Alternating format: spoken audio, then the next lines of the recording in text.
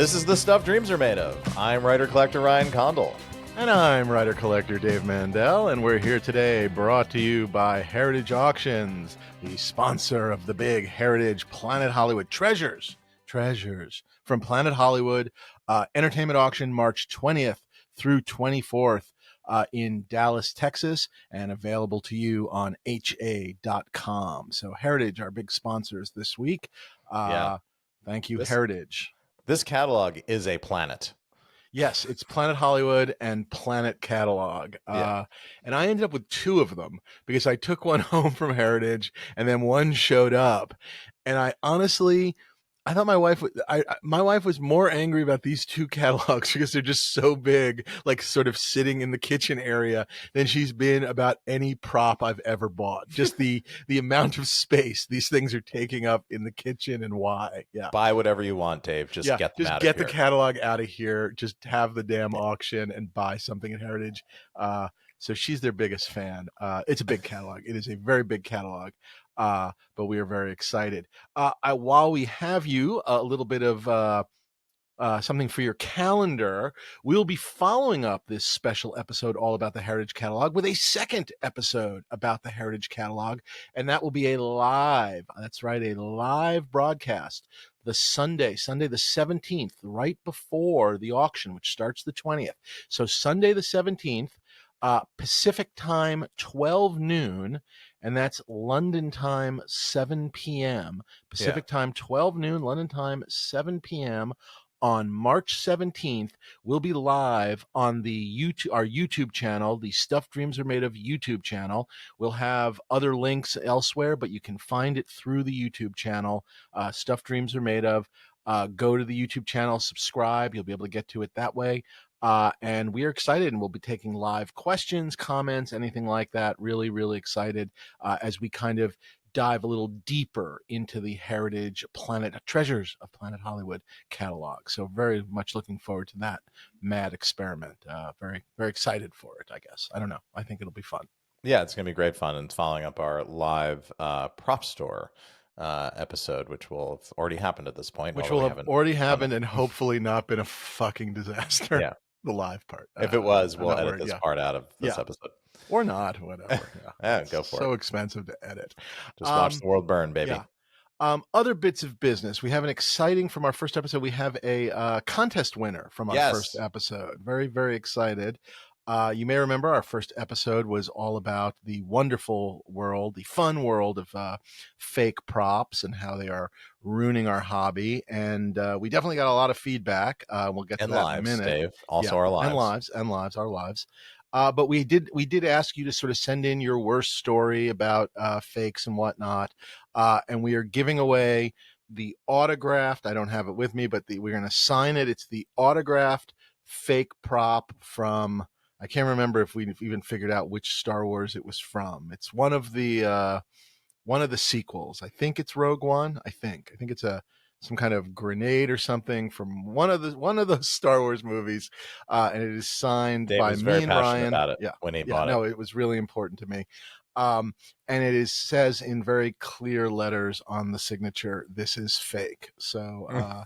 Yeah, not the signature part, but I mean the prop. Do your research. Yeah, love the stuff. Exactly. Yes. But we have a winner who sent in a very sad story. Ryan? But a funny story. Yes. So this is from Brendan Reese. It says, "Hey, Dave and Ryan, somewhat Star Wars related. Right around the release of Phantom Menace, you recall that THX was quite the thing for cinemas and in-home theater systems back in the '90s. I can vouch for that. Brendan is a contemporary of mine. I was slightly older than him when Phantom Menace came out, but I do remember. So Brendan was a senior in high school. He was working, making his own money to buy his own stuff. One afternoon, he was hanging downtown, and two guys parked in a white van were hawking some big home theater speakers. The story they told me that they were from private screenings of Phantom Menace and other movies at mansions around the area. He parenthetically reminds us that he was living in Sonoma County, very near Lucasfilm. So apparently, very possible story. Yeah. This is somewhat feasible. Because everyone knows George Lucas often gets rid of extra speakers by two guys in a car. But yes, go on. Correct. Yes. So apparently they had too many and they needed to offload them to clear out their inventory. Brendan was not 100% convinced by their story. I don't know why I would be, but it was funny because the boxes did have THX Lucasfilm printed on them, which was totally easy to do, probably even back then and definitely in this age. But an 18-year-old in 1999, it seemed legit. You remember saying they were discounting the price, but I can't remember exactly what they were asking for. All I remember is that I didn't even pay that. I did walk down to the bank and withdrew the cash, which is probably a lot for me at the time, regardless. In the end, I brought them home, set them up, and they did work. But on further investigation, opening up the cabinets and looking at the woofers, they were just the bottom of the line cabinet speakers from Circuit City. I'm not sure if these cokeheads even made any profit. If so, by not much more than what they cost wholesale. At least that's what I've told myself ever since then. And then he finishes with, "What a piece of junk, Luke Skywalker. Good lesson as a teen, and good to try not to get scammed in the future. Thank you for your time." I feel like maybe and it thanks for the helped him. show." It helped him for his future prop buying. Yes. I'll tell you what he didn't buy, Dave, is a fake bunker bomb from Rogue One. But now he's got one. Now he's got one. So things work out earned well, it. no matter what. Yeah, things work out for a reason. I think we've learned that. Brendan, please write us so we can send you your prize. It will take a minute because I've signed it. It's got to go to London for Ryan's signature, and then it will come back to you. It will come back your way, assuming it's not stolen in customs. Proudly displayed. Yeah. Congratulations, Brendan. Thank you, and everybody wrote in with really great stories. I think I'll save some of them. We'll mailbag those when we get back to. We definitely. I mean, I was going to say we struck a nerve. We had a lot of just fan. Yes, we had a lot of fan notes. We had a lot of wonderful feedback from people that really loved the story or the stories. Just random collectors and whatnot. Paul W. loved it. Dan G. loved it. We had a lot of just big fans of it. Anonymous on Facebook really liked it. So a lot of just really people loved it. Yeah, a lot of people loved it. Anonymous in particular really loved it. We're going to do a follow-up episode. I think that's what everyone really wants. There's a follow-up episode coming. Some of my favorite things. Want the follow-up episode. Yeah. It helps us fill the hours, by the way. My favorite part of this entire thing, as people have been sort of fucking spinning out, was I don't know. I don't know if you have a favorite point, but my favorite sort of like people losing their shit was just a lot of like, oh, so you're saying like it was sort of like an accusation that we were saying all private deals were fake because we are tools. We are tools of the industrial auction. The industrial auction complex. Yes, exactly. Exactly. That we are tools of the auction complex, and we are trying to shut down non-auction commerce in the names of our sponsors here on the show. And our response to that is brought to you by Heritage Auctions. We want to say, really, you shouldn't buy private. You should always buy from Heritage. So that's just a reminder of that. But I will say this. Go ahead. Yeah, I will say this. I would love for somebody to bring me a private deal. I would die for it. That used to be the way things were done. Yeah. Before the greater auction world. And look, times have changed. The grass is always greener. But I would love to be offered a private prop. I love buying private props. I love not paying 25% buyer's premium. What I don't love is buying shipping fees and all sorts of things that auctions do have. And by the way, I don't mind a bargain either. But here's what I don't want, Ryan. I think you might be the same. Do you know what I don't want? Yeah, I don't want your fake crap. That you had made to defraud people. That's what I don't. That's what I don't want. And I've realized we're splitting hairs here, but that's the fine dividing line that we were trying to get to in our point on our podcast. Yeah, it's not. Yeah, if you weren't clear listening, it ain't the private. There are lots of real private deals. There are lots of real props, perhaps even from some of these shows. The problem is all the fake stuff. The problem is the people offering Blade Runner 2049 stuff that does not match. Yeah. That's the problem. Do I wish I had a gun from Blade Runner 2049? I absolutely do. Not your fake shit. And by the way, the real problem ultimately is these guys that are working at the what's the word I'm looking for? These prop shops, I guess, because that's really where I think the stuff is coming Yeah, from. they're mills that are making, they're making 10 for production and 10 for private sales. And that's the problem. They're not even bad fakes. They're great fakes. And that's the problem. That's the problem. Yeah, that's the other problem. And you know, we will get more into this in our follow up, but this thing is a vertically integrated cabal. There is production, there's sales, there's an executive level, and it's being laundered in the auction houses, some, you know, knowingly, some unknowingly.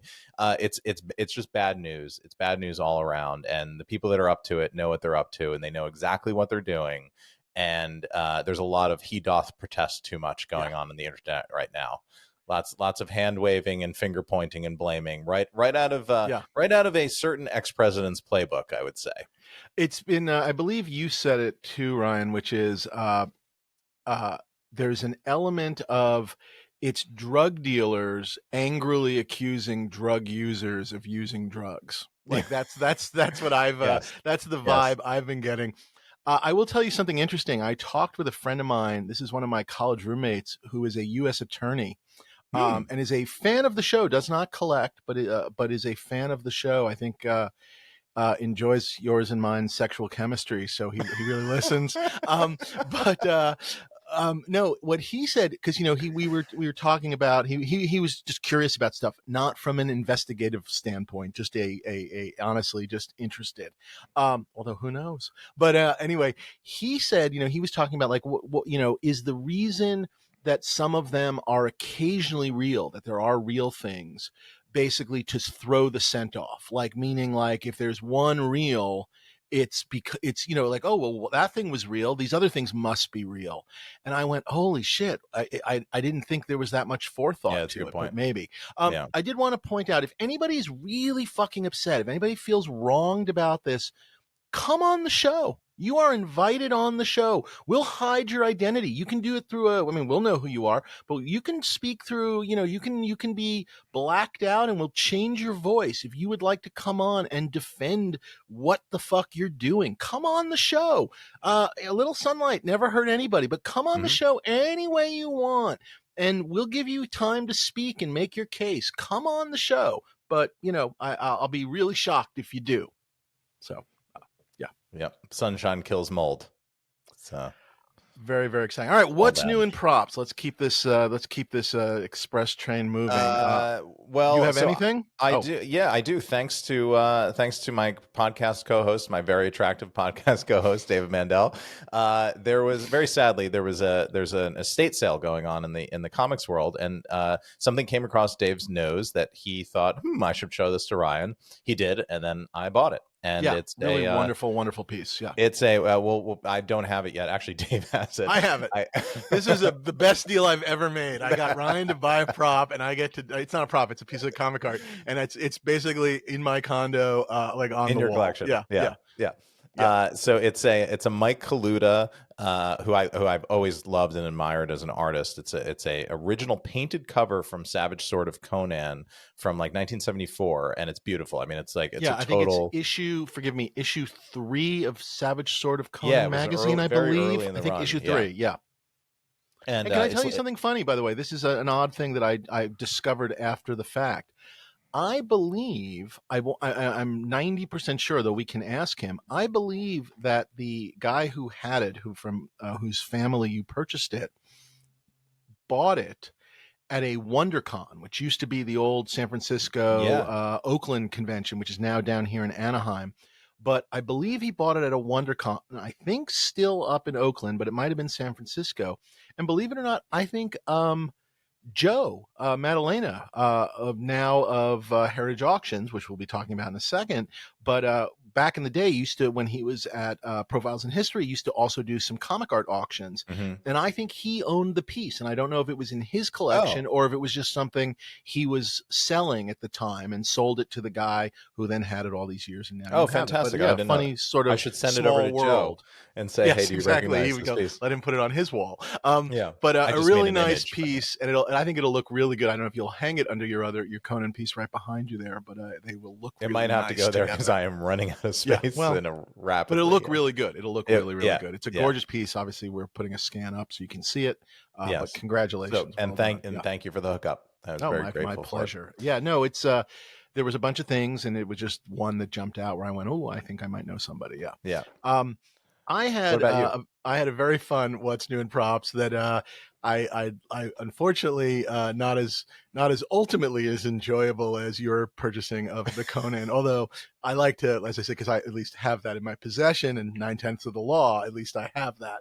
True. So as everyone knows on the show, I am continually attempting to clean my condo and move things out and whatnot, and just finding things.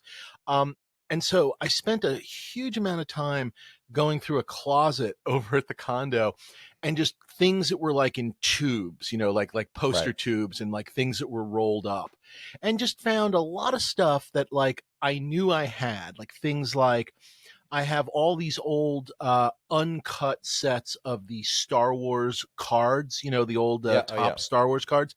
I have uncut versions rolled up of all of the colored sets, red, yellow, green, all Yeah. the three, I think the 5 Star Wars sets, the 2 Empire Strikes Back. I had all Oh, these, wow. and I Wow. was in the And back of my mind. not to be Oh, go gauche, ahead. but what are Yeah. those things worth?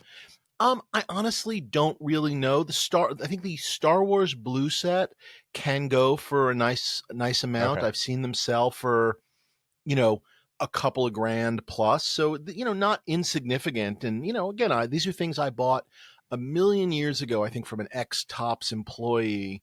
And probably paid at the time nothing, and Yeah. as these things go. But I was aware I had these, and I opened up another poster tube, and I had a couple of the Panasonic Japanese George Lucas posters that Yeah. were like George Lucas, like on a satellite dish with Yeah. like an Ewok and With stuff and with whatever. Chewbacca Yeah. or something. Yeah, Yeah, I exactly. remember that. Yeah. Like on a witch's broom and like really Yeah. crazy stuff. But again, I am aware of acquiring those things. Right. they are all in my mind.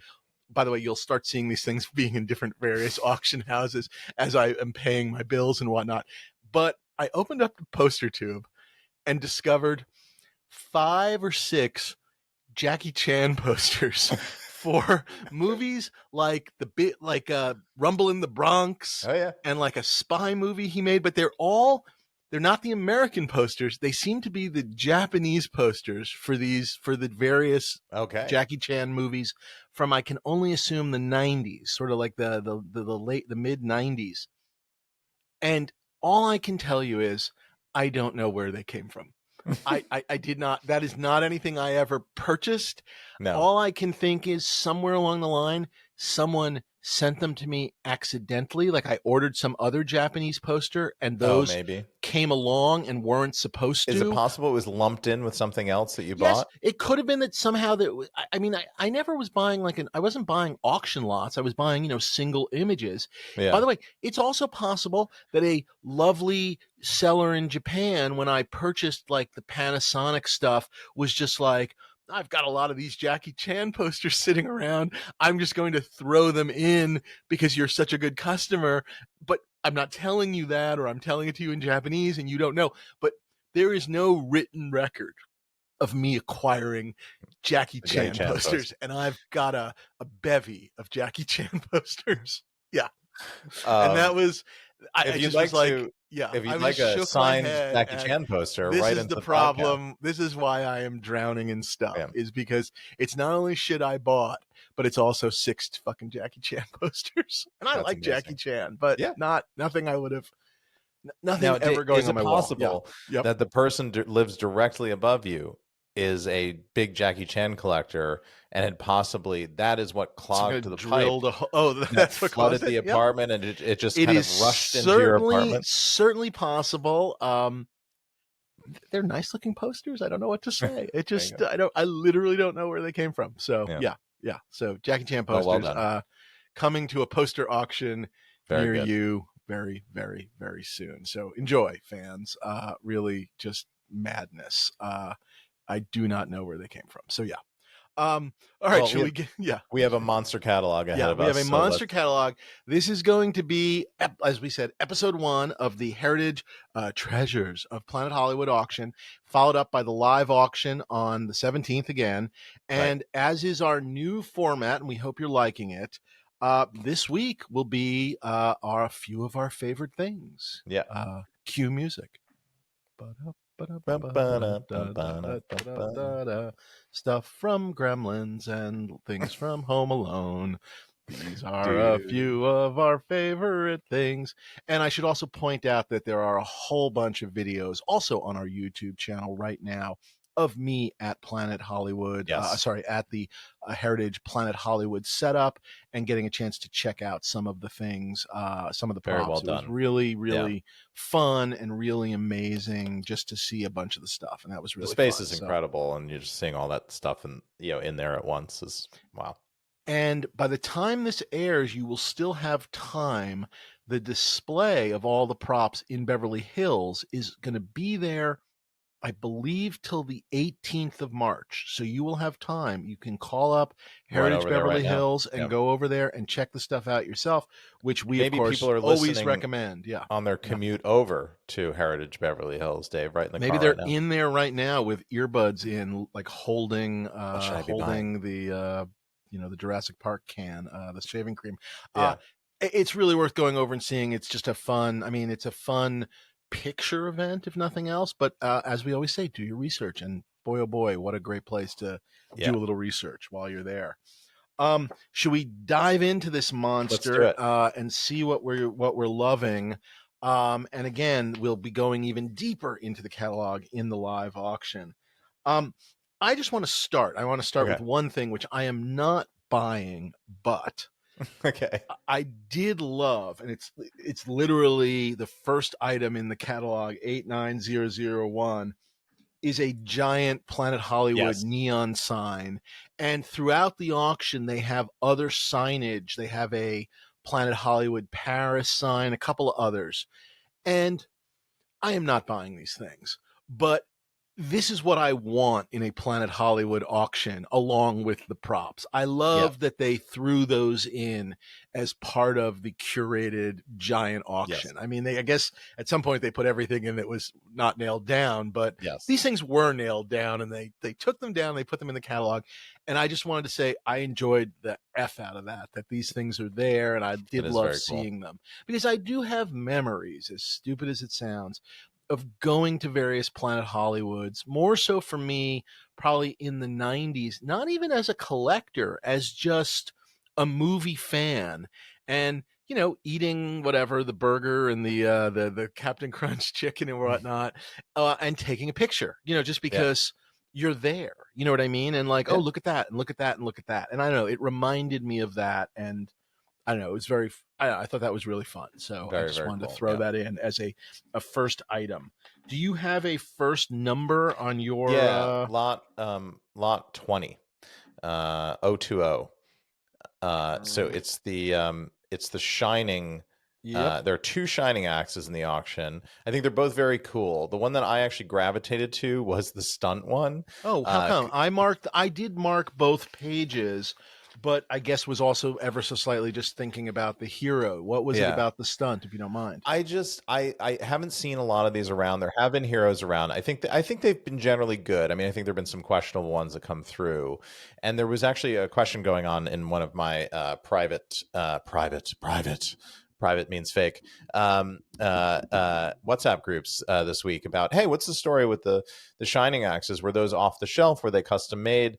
And I don't think there was I actually meant to reach out to a friend of the podcast, right? And I did ask him what he thought of the axes, and he said there was nothing that put him off about either one of them. But I forgot, what I didn't ask him was, hey, were these made for the production bespoke? And that was the presumption of most of the experts I was talking to, although there was one that was saying no, it was just an off-the-shelf fire axe. But when I pressed him on it, he said, oh, I have no idea which one. I just assumed that it was not the off-the-shelf fire axe. And knowing Kubrick, it sort of makes sense that it would have been a custom job because he would have had it made for the production. I do like to imagine that they brought him 100 axes and he stared at them all for like an hour each. They had a and then whole said, production meeting about and it. then just said, nope, we got to make one. Like none Yeah. of these 100 will work. Yeah, none of these work. Yeah. Yeah. But that's why I just like the stunt, because you know that was just made for the film, and I like that it's specifically, even if the other wasn't off the shelf. Sure, of course. I get that. I just like that detail, and I love the look of this thing. I mean, they're both great. This is just the one that I wanted to call out and talk about. So yeah, I really dug this. There was years ago that I think it's still traveling, the Kubrick display, the Kubrick Museum collection that has traveled and was here at here in LA briefly at where was it? It was at LACMA, which was really wonderful. And there was a room at one point towards the back end where they, and it was, full of like all sorts of they had his lenses, they had props, they had just all sorts of wonderful stuff. And there was a room where one of the walls just had like axes in the walls. It was really, really cool looking. I've always remembered that. Yeah. I mean, this is a great movie, and there's something about, I just love the fact that they had a hero and a stunt together again, which regardless of which one, you might or might not go after. I just thought there was something really, really cool about that. I really like these. The story on the, forgive me, I was going to say the story on the hero one, which is a sort of a fun story, is apparently, someone just took it home to use as an axe, as a fire axe. Yeah, as just was like this is an axe. As a wood axe, I guess. Yeah, exactly, and used it for a bit. So I don't know where that fits into the world, but I liked both. I like them really both. And, just kind of really, really, fun and neat. I also liked, and I sort of, as I was going through the catalog, I didn't quite bend the page, but we're here anyway. I loved lot 18. So this would be 89018, which is Louise Fletcher's nurse Ratched, nurse's outfit from One Flew Over the Cuckoo's Nest. Yes. Just so rare to see these, kind of classic, incredible Jack Nicholson movies, and to see, I don't know, a couple of props from some of those great movies. Really, really, really special, really interesting.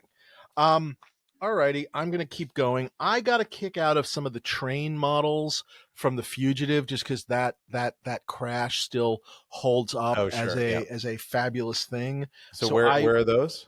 Those are a next page or so, which is like 89023. And again, I didn't quite bend the page. I didn't quite bend the page for Butch's motorcycle from Pulp Fiction. These were all things that I just thought were absolutely incredible. But my first bend, as I go through this thing, God, it is a big catalog. Yeah, I have the online version in front of me because my catalogs are all sent to. You're doing it better. My next thing, or my first thing, 89143. Lot 89143. Do you have anything before that? Oh, okay. Yeah, I do. I just a little thing that I wanted to call out, just because I love that this exists, is it's lot 97. So on 097. Rebel Without a Cause, James Dean's toy monkey. And I just love that exists. I love that it's there. I think that's hilarious. And for you Eurotrip fans, very similar, different design, an earlier design of the clapping monkey, seen in the Lucy Lawless Flugenkenheimler scene. But a very sort of similar, clang, clang, clang, clang, clang. And there's a great photo of him in here with it, and I just love it. I love it. It's funny that our sort of our start here is so classic Hollywood. I mean, this was one of the things, and one of the things Joe mentioned to me when I was talking to him was, and I'm going to get this wrong because I can't remember their names. There were two main partners in Planet Hollywood, and one guy loved sort of the classic sort of silver screen stuff, and the other guy, loved the modern, the Bruce Willis, the Arnold Schwarzenegger, like the modern genre stuff. And so the collection is sort of a combination of their sort of not warring tastes, but you get to see both tastes. Yes. And with two different visions. Yeah. And this day one in particular of this 5-day auction is heavier on some of the classic silver screen stuff because you've got all like a bunch of the Marilyn Monroe stuff in here. And I did a video with a bunch of the Marilyn Monroe stuff, but the bus stop costume is incredible. Just an honest to God dress worn by Marilyn Monroe. There's a Jane Russell Gentlemen Prefer Blondes dress. There's a 7-Year Itch, not the screen used dress, but one made by the designer. Yeah. This is in the period of, this is lot 89100 is the bus stop one, and the other ones are right a part of it. 89104, the Let's Make Love dress by Marilyn Monroe. These were truly incredible to see. Really, I saw really the video of you with fabulous. those. Yeah. Really, really cool. And then I'll go one step further. 89110, the Moses' staff from the Ten Commandments. For your staff collection, you get a Moses staff, and then you get yourself a Gandalf staff, and you're pretty damn happy guys. Maybe Belloc from Raiders. Oh, that'd be a good staff too. Yeah. Yeah. Then you kind of got the whole thing. Yeah, that'd be a hell of a collection. Anyway, really just wonderful on the silver screen stuff. And then my first one, which is 89143, is sort of in the same vein. This is Elaine's wedding dress from the end of The Graduate. And obviously the movie speaks for itself. The sequence speaks for itself, but just the idea that this exists, I don't know. I love this. I love that this was, tracked down and acquired by them. This was pretty, I don't know, really something special. No idea what the hell I would do with it. No idea how I would display it. I mean, you would, it's like, I feel like it's hard enough knowing what to do with like the wedding dress my wife wore at like her we've had trouble like storing that properly. So I'm not sure I need a second wedding dress. What do you do? Yeah. Yeah. But it would be very funny if at some point, like when my daughter is old enough and she's getting married, to kind of go, we saved your mom's wedding dress and we saved Elaine's wedding dress from the end of The Graduate. You're welcome to wear either one of them. We can't find your mom's wedding dress, but good news. Good news. Yeah. But good news. I'd like you to be married in Luke Skywalker's poncho. No, I didn't end up bidding on the Elaine wedding dress. I told you I did, and I forgot. And anyway, but you can wear the poncho if you want. The poncho is yours. Yeah. I would be proud to walk you down the aisle. Please don't eat cake in it. Yeah. You can't eat in it, and you're not allowed to dance either. But otherwise, it will be a beautiful, beautiful day. That dress is just spectacular. Yes, it's just all-timer, great film. Yeah. I've got a very funny one, which I might bid on. And so I'm going to tell you why, which is 89146. It's a group of Orson Welles outfits from a variety of productions. I think some of the random shit where he was just like taking money to do whatever he could in like the 70s, basically. Yeah. But what I love is there is a tuxedo, an Orson Welles tuxedo. And I am of a mind, he was a big guy and I'm a big guy. Can I buy his tuxedo and then wear Orson Welles' tuxedo as my own tuxedo? Make it work, yeah. I love the overcoat, Dave. Yeah, it's a good look. I think it'd be a very good look. It's no green velvet Francis Ford Coppola tuxedo, but I have not had a lot of luck getting that made. So I'm thinking Orson Welles' tuxedo. Could be good for me. So it's just something to think about. If anyone wants to get me a gift. My real next one is 89148. I don't know if you jump anything before that. If you had anything. No, my next one is actually in the twos. Oh, wonderful. 89148, and there's a whole Planet of the Apes section here, and they've got just a wonderful selection of various, ape costumes from different movies and whatnot. Yeah, but 89148 is a Heston. It's his spacesuit from not NASA but ANSA. Yeah. I got to see this in person. It is absolutely, it's really gorgeous, decent condition, and I don't know. It just is that for you?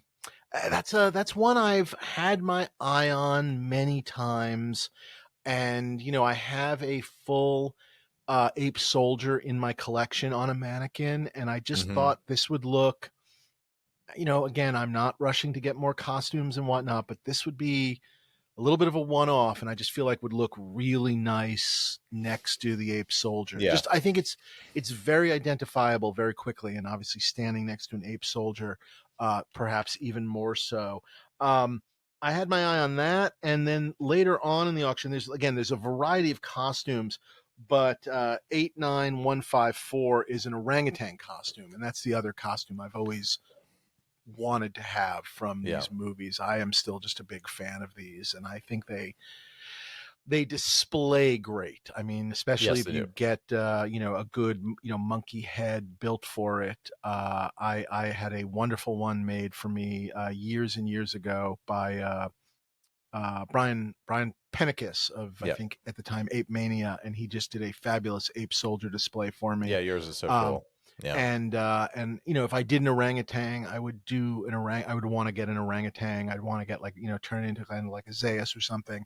If I got a Heston, I don't think I would bother with a face. I'm not interested. I don't need a wax figure of Heston. You wouldn't put a I would- monkey version of Charlton Heston Oh, that's head kind of on it? interesting. Just put I don't mind that. I don't mind that. I just don't want Heston's head in Yeah. my but anyway, these knocked me out. They just really did. I've always loved these things. They've also got a couple. If you look at 89165 and 66, and I think 67, there's a steam room scene where you see some of the apes like in a steam room, and so they did like full fur, like as if what they would look like underneath their outfits. And again, not buying, but really, really enjoyable. So Yeah, wherever that enjoy that. fits in. Anyway, sorry, I got sidetracked by Ape World. Yeah. But really, really, really nice little You went ape collection for of a stuff. moment there, Dave. Exactly. But really, really cool. How about you? Where are you next? 280 actually. So I don't know if you have anything between see. hither and thither. No, go for it, please. So this is a Brent Spiner costume from Next Generation. So it's Lieutenant Commander Data. It's a full costume. It looks like it has rank pips. It's just missing the communicator. But I love this, and I definitely want a Picard at some point. But Data being sort of Picard and Data were sort of the Kirk and Spock to me of Next Generation. Data's the logical one, the other android that's trying to learn about how to be human. I just love Brent Spiner's performance and the way he the way he embodied that character. And I think this thing is wonderful, and I'm going to keep track of it because I would love to sort of start building my next gen collection. And you got to start where the material starts for you. So I'll be very fascinated yet. if the size of this auction, and although, look, obviously, if you're a next gen collector, this auction doesn't exist except probably, these 15 lots of next gen things. So it's not that the other stuff will be distracting, but perhaps somebody who collects next gen and other things is distracted by the other full, the 5 full days of other movies and things where perhaps there's an opportunity. Again, you never know how these things go. And the other thing to point out, and again, I think we have pointed this out previously, but it's worth sort of talking about again, like the Greg Jean auction before it, they are starting a lot of these, or most of these 5 days worth of treasures of Planet Hollywood are starting at ridiculously low reserves, which obviously doesn't mean it doesn't go crazy, as we saw in the Greg Jean auction. But there's an opportunity. There is an opportunity, which for sure. I definitely at least enjoy the fake opportunity of possibly there will be getting deals. something. I Yeah, mean, there will be crazy have things, to be deals, and there will be because deals. there's just it's such a big auction, and I do think there is some wonderfully obscure stuff, which I think we'll maybe get a chance to dig into a little bit more on the second part of this catalog dive. But I just feel like there are some really obscure things that are starting at really, really low numbers that there'll be an opportunity to grab stuff. I was just going to call out, because we always do, not that either of us need it, but 89269, another Wrath of Khan stunt phaser. Yes. But just sort of, I had nice that to see that they. Yes, I had that in my original go through, but didn't end up going with it because we both have those now. So we have them. Yes, very happily have them. But a really nice little Star Trek collection. I mean, I thought, a nice representation of things from some of the movies, even an original series piece or two, and then a bunch of next gen stuff. My next thing, sorry, and again, it's sort of it's a wonderful sort of 70. I'm really enjoying some of this 70s The stuff. 70s stuff is so cool. Yeah. Yeah. I marked 8, 9, basically 303, 304, 305, 306. This area here, Yeah. my main one was 304. So 304 is the Roman Polanski. It's a stunt switchblade for Oh, You're a ding, Nosy ding, Kitty ding. Cat in So Chinatown. we need Yeah. a sound for when we Yeah. flag the Oh, same you had item. that too? You had Yeah, that too? I Okay, did. yeah. I did. Yeah, it's great. I love that it's a stunt. You know, it's got a little hitch to it so that you don't obviously cut the guy, but that it looks like an off the shelf switchblade, Yes, but that's what I love about it it. has something very sort of special to a It's little special movie effects, magic yeah. to it. Yes. So I thought that was just beyond incredible. I took a look at the movie.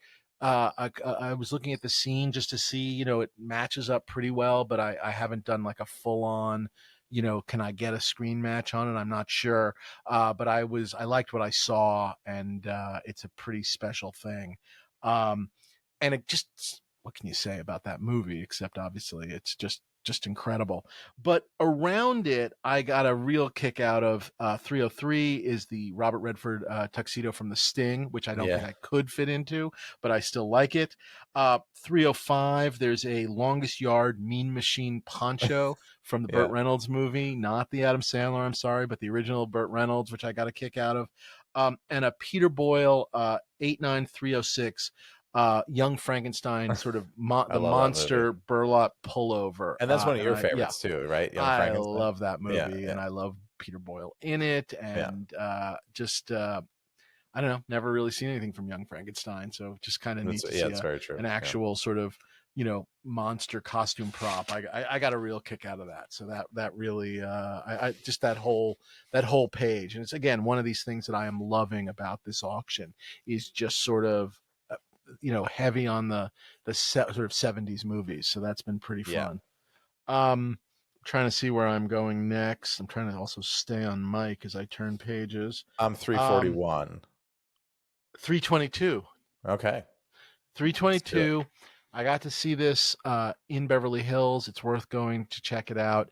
This is the Superman baby Kal-El crystal ship that you know, basically special effects you know, model that, you know, crashes through the ceiling and then, you know, flies off of Krypton and lands on Earth. And it is absolutely gorgeous. It's made out of some of the same like reflective material that you could put the, you know, that like the costumes were made out of, so you can put the lights on it and it kind of glows a little bit, which is kind of really neat. It's got a whole bunch of not just the crystals, but it has some of the like mounting rods sticking out that look like they were used, whether it was to lift it up and crash it through the ceiling or whatnot. So you kind of get a little bit of a sense of how it was used. And, you know, a crazy design, but I don't know, for my sort of 53-year-old brain, just instantly recognizable from that sort of their version of Krypton and, you know, all the crystals, if you will. Right. And I, you know, I have a crystal from Superman. I have a couple of various newspapers from Superman. I've always wanted something great from the Chris Reeve Superman. And I don't know, I think this is really, really special. And there's something about it being a miniature as well. I don't know. I'm checking a lot of boxes, but I just, really just gorgeous piece that's just worth admiring unto itself. But, you know, again, a really, I don't know, I think a really special piece, you know, here in the Planet Hollywood Treasures collection. They've got other odds and ends. They've got crystals and different things and different size. Just while we're here, I didn't mark it, but 325, the boots. The boots are a big deal, right? Because those are pretty rare. Boots are a huge deal. I think boots and capes are really hard to come by. And they were also, I think, reused. So like, I think they got, even like later on when they made some of those like Superboy shows, I think there's talk that they may have reused some capes and unfortunately cut them up and things like that. Oh. I'm not going to swear to any of that, but those have always been some of the long held rumors. So boots are really hard. The one thing that happens in Superman 3 is, you get that evil Superman, he's sort Hmm. of like their version of a Bizarro, but it's not exactly Bizarro, and he's got some other colors that kind of lean into the purple and whatnot. These boots look red, Yeah. so they look like the right boots, but there are a whole bunch of other colors in Superman 3. So it is worth checking out, because like they will have like wet boots and dry boots and like these other colors and whatnot. But these do look really good. And Lord, certainly if you have a Superman costume, the odds are you don't have boots.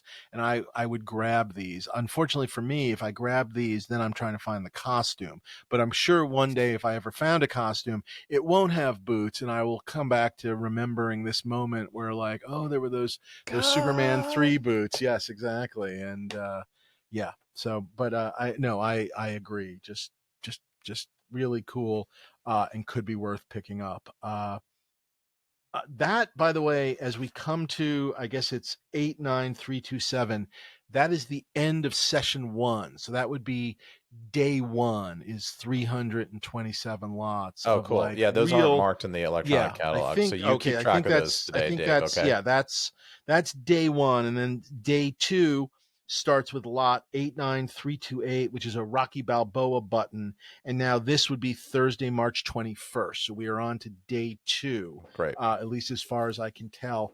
And this, I didn't really mark any of this like Stallone stuff. Oh, I actually did mark one thing. I'm going to jump right to uh 89341 and Yeah. Ding, ding, 89340. ding. Oh, you too. Yeah. Yes. These are from Rocky 4, and obviously he just left us sadly, but the Yes. Apollo Creed stuff, from the Living in America, the demo fight, or the Yeah. exhibition fight Yeah. with The friendly. Drago, where Yeah. poor Apollo gets killed by Drago.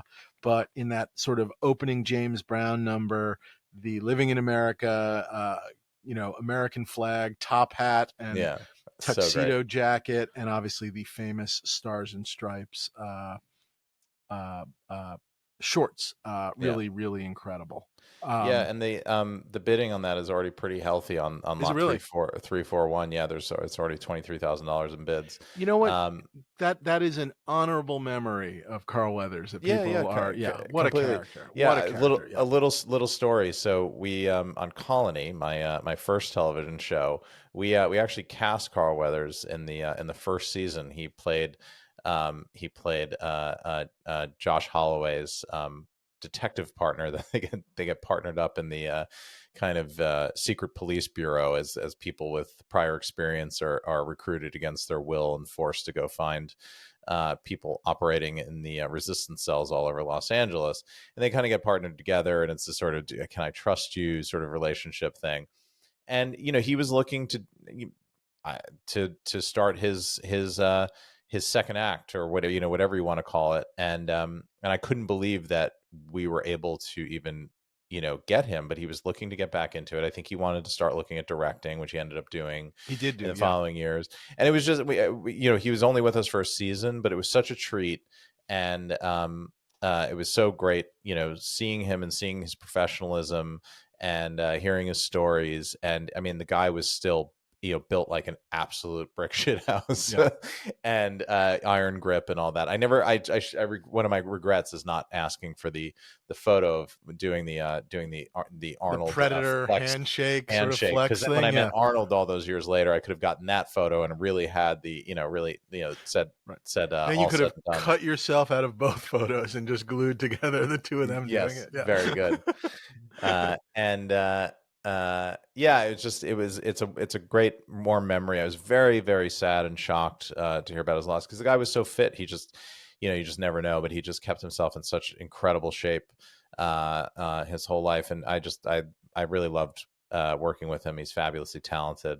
And it was funny, it was like a Rorschach test going through the crew when we cast him, because you could tell kind of how old the person was, and how and what they cared about in terms of like what why You they mean were like excited about Carl Rocky, Weathers. Predator, or then Yeah, Arrested Development? yeah, Basically, were yeah, those the all that, three? Yeah. Chubbs from Happy Oh, Gilmore. God, right. I Of just course. remember Yeah. going around Yeah. like, Juan Campanella, our director, who is, he's like, I guess he's like 15 years older than me. So for him, it was like Apollo Creed. I cannot Right. believe I'm working with Apollo Creed. And for me, it was The King of all. Sting, the King of Sting, the Yeah, Master of yeah, Disaster. yeah, yeah. For me, it was all Predator all the time. And CIA got you pushing too many pencils, Dylan. And so I went and the kids were excited about Arrested Development, and then Chubbs, his comedy roles. And I just remember I told Josh Holloway, I was like, we got your partner, we got Bo, your partner. And I said, and he's like, who is he? And I said, Carl Weathers. He goes, Action fucking Jackson. Oh, wow. That's the one I I wasn't was like, expecting. there you go. Yeah. Rorschach test for the crew. I always love that response. But there you go. He's dearly missed. Love Carl Weathers.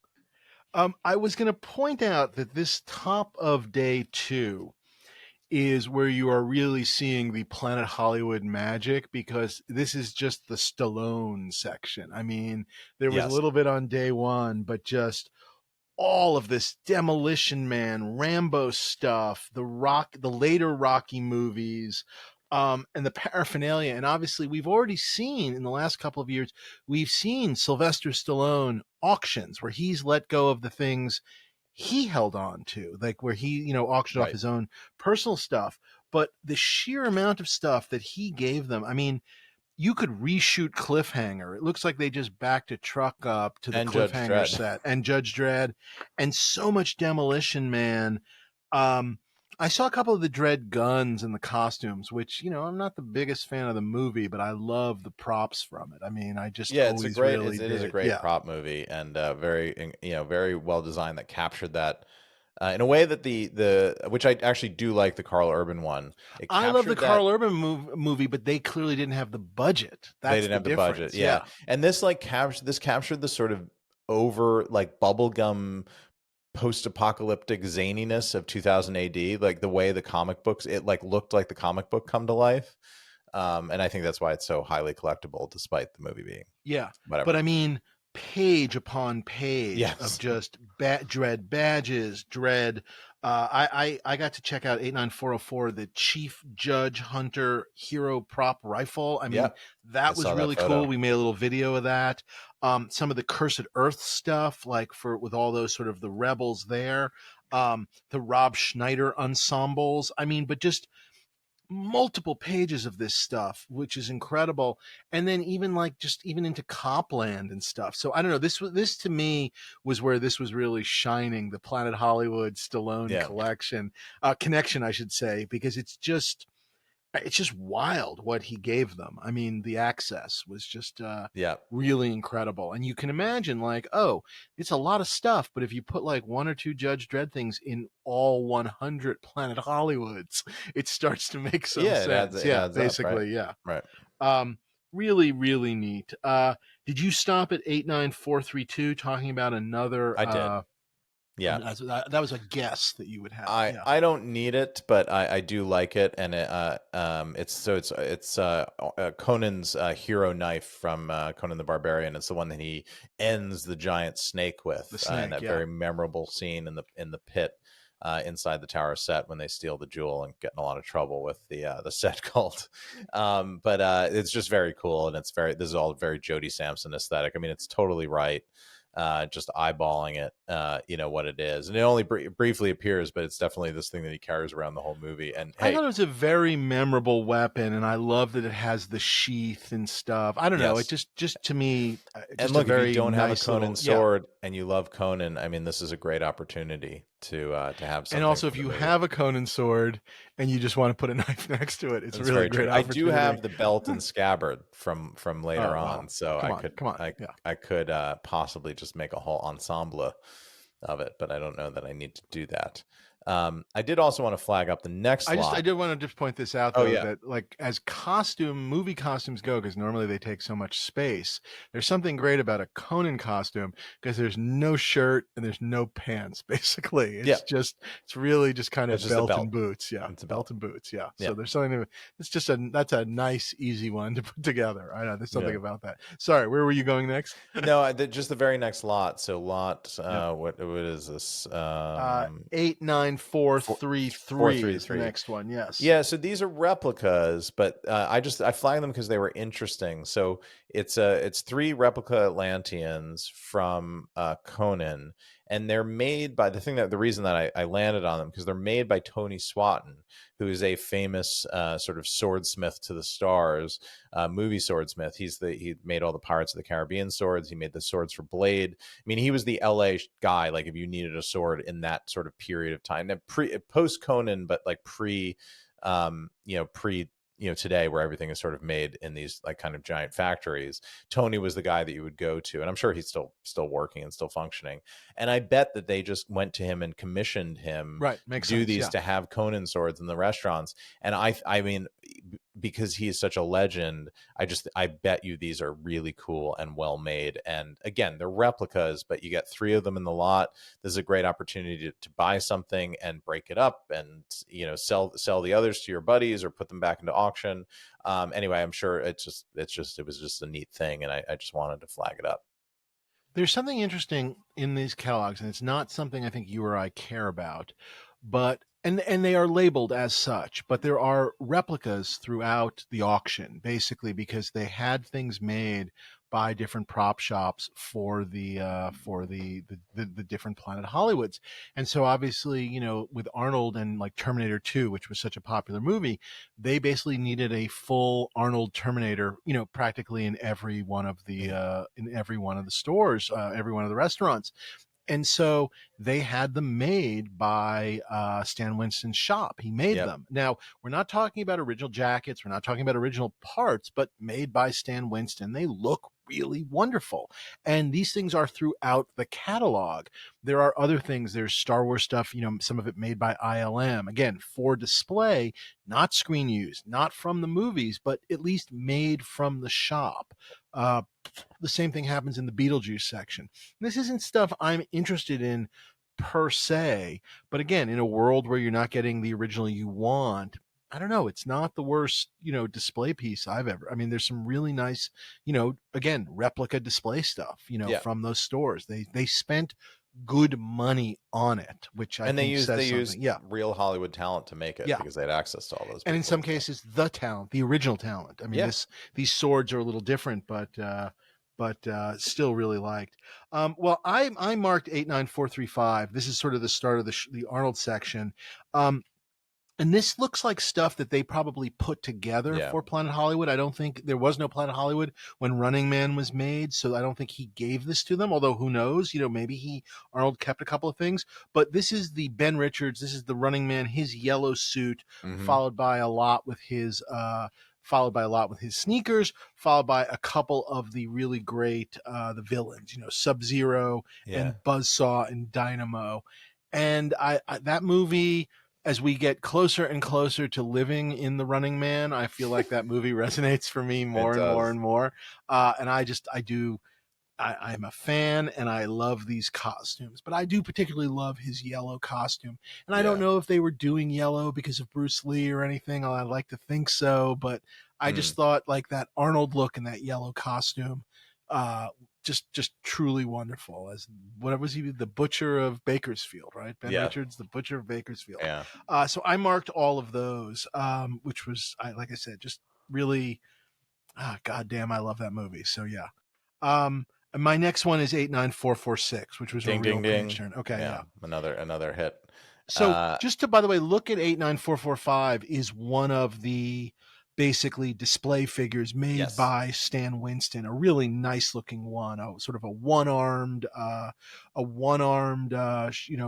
T2, and there's a nice picture of Arnold, looks like standing next to it. I think it's the same one. Oh, maybe that's a different one. Hard to tell in that picture, but really, really cool. But then you get to 89446, and this is a actual Schwarzenegger Terminator 2 leather jacket. And this is gorgeous. This is just Yeah, a it's incredible. heck of a prop. Yeah. As somebody that just bought one, I have to say it's very, very cool, and it's like a similar sort of distressing level. So I think this is from a similar point in the film. And we've talked about this. I think you and I lean towards the distress when it comes to these Terminator jackets. Oh, for sure. As opposed to the early part of the movie where he lands and steals the jacket and looks, very pristine. Not that it isn't a distinct look, but once he's sort of been in the shit and kind of, this one is full of squibs and whatnot, and really. Just he gets shot up fairly quickly because at the mall he gets shot, but he gets shot in the back. When the T-1000 right, he turns John. And yes, exactly. Yeah, and this is when it starts to hit in the front, and that's from the dice before it gets totally shredded in the industrial mill. This is in the sort of Dyson where he's area shooting at all the police and stuff. Yeah, exactly. And so trying not to kill them because he's under orders, but yet doing a lot of destruction. Yeah, right. Right, he live. It's I think this is like the kind of sweet spot level of distressing. It's a beautiful jacket, and these things are great. I mean, I have one from each film now, and I love them. And there was something sort of interesting we talked a little bit about off air, but I hope it's okay to bring up, which is you can see sort of on the squib holes, there's like a little bit of like tape stains on this one, and you were saying you thought there was maybe. I have similar too on my. Oh, you do? On my, a couple, not as much, but I do have similar. Yeah. But there was some thought that maybe there was some sort of a deleted scene of a sense of like Arnold of the robot trying to perhaps blend in and more on the back that maybe that maybe when she says you have to pass as human and she's stitching him up and like he holds the thing up in the light, maybe there was a moment, or they just did it off screen where they like kind of taped up the back of his jacket after the T-1000 encounter. More practically, it's just you could see them, they probably did many takes of these things. There was probably a desire to reuse the jacket wherever possible, so you would see them probably taping over and blowing up the same squib again. I mean, you could see that happening as well, So I think it's I just got a kick out of it, one or the other. Yeah, but the story thing is a cool point. Yeah, if that really just really gorgeous. And a whole bunch. Now we're in the Arnold section, but a couple of these pieces, and I remember some of these pieces, from auction all those years ago. But just some of the various, like the T-1000, the long finger that goes to a point that he kills with, these sort of crowbar hooks where he's climbing on the car. Just a really nice assortment. And then you get to the last action hero section, which is probably stuff that Arnold was shooting and able to like just hand over. Just take 93. Yeah, exactly. And maybe Eraser. Stefan probably going crazy for the full super fan Stefan. Full last action his hero. Favorite movie. The True Lies outfits were really nice. I remember the eraser gun, which was much in demand back in the day, and they've got a hero one. Yeah. Jingle All the Way. I mean, again, I know we're just kind of, this is not stuff I care about, but again, I think depending on your age, you kind of enjoy all of it. And then I think you get a special bonus in this auction for things that are related to Stallone, to Schwarzenegger, or to, and especially if you are interested in one of the movies that they clearly gave quote unquote a lot of stuff from. Like if you are a Jingle All the Way fan and you can't find something in this auction, I don't. There's something wrong with you, actually. Yeah, exactly. Like I can't help you after this. Yeah, because they clearly, that was the one they backed the truck up. If you can't find a cliffhanger piece, there's something. If that's your movie, this is your chance. This is your opportunity. With Bruce Willis, it was clear like the sort of the later Die Hard movies, it looked like, a little bit of Pulp Fiction. Vengeance, but the later Die Hard ones, which, are a little more hit and miss. The piece I loved that for me was like a half a page bend was 89516, which was the 12 Monkeys environmental suit, the kind of clear. I knew you were going to call that out. I fucking love it. I mean, again, I don't know where I would put this thing, but goddamn, do I love that. I love the look of that. I love that movie. The design work on it, really wonderful. And then just some crazy Fifth Element stuff, which I gotta watch again. I don't know if it quite holds up enough for me these days, but I love the costumes and the props are cool. You know, they're just really neat. I always wanted one of those Mangalores or whatever they were, Yeah. those alien guys. I never did Yeah, it, and great. It's a yeah, great design. I'm with the movie until Chris Tucker comes out, and then it just loses me every time. So, yeah, I get that. I get that. Um, Still really really interesting. Where are you next? let's see. I jumped to 579. I'm into Star Wars, which will not surprise anybody. Um, Yeah, I am. I marked also in Star Wars 89562, the Rebel stunt blaster, just because you don't see these that often. yeah, They and I are think much in like demand. there are ones that are sort of that sort of version that they made but they never used in the film. But this feels to be one of the A New Hope ones, right? That was Yes, like used in the and film. seems to have the proper, the sight and The whatnot. scope, Whereas yeah, sometimes the scope is missing, and so yeah. there have been a variety of Do you these have things. one for your I trooper? have two different ones, and I have to Of actually course, check them out and kind of see. Dave This one S7 may be better, and this one would not is be the a six maybe a pack. yeah. No, this one might not be a bad upgrade. So I'm definitely something I'm going to look at. I It guess. did Yeah, leap out to me because that one just yeah. looks completely correct for the first movie, which I think is the trick because that's when you see that gun. Um, No, it jumped out at me. It just looked like a really nice one. In particular, just the it just like I said, obviously it's a stunt, but it just looked like it was very complete. So it's something I'm going to look at again, basically. Um, but I was also curious about 89568, which are the X-wing pieces, because I have a Pyro X-wing, which has many pieces of an, oh it's right, a yeah, blown up one, and I was thinking that a couple of these pieces might add to mine and sort of make it a better whole. Although I'm also thinking of perhaps getting rid of mine now that I have the hero, so maybe I don't need to yes. be adding to it. But I did think about that, so Adding wherever to that it fits in, to yeah. get rid of it. Yeah, Well, but make it better. We'll make it yeah. better. I Yeah. know. I'm just a No, little I know, I humor know. for the fans, Dave. No, I get it. But 7-7 and 7-9 is sort of Yeah, where I went to yeah. next. Just awesome. Yeah. And so we should say what 7-7 is 7-7, 89577 is the Princess Leia screen used hero blaster from Endor. And then 7-9 is the stunt version of said blaster.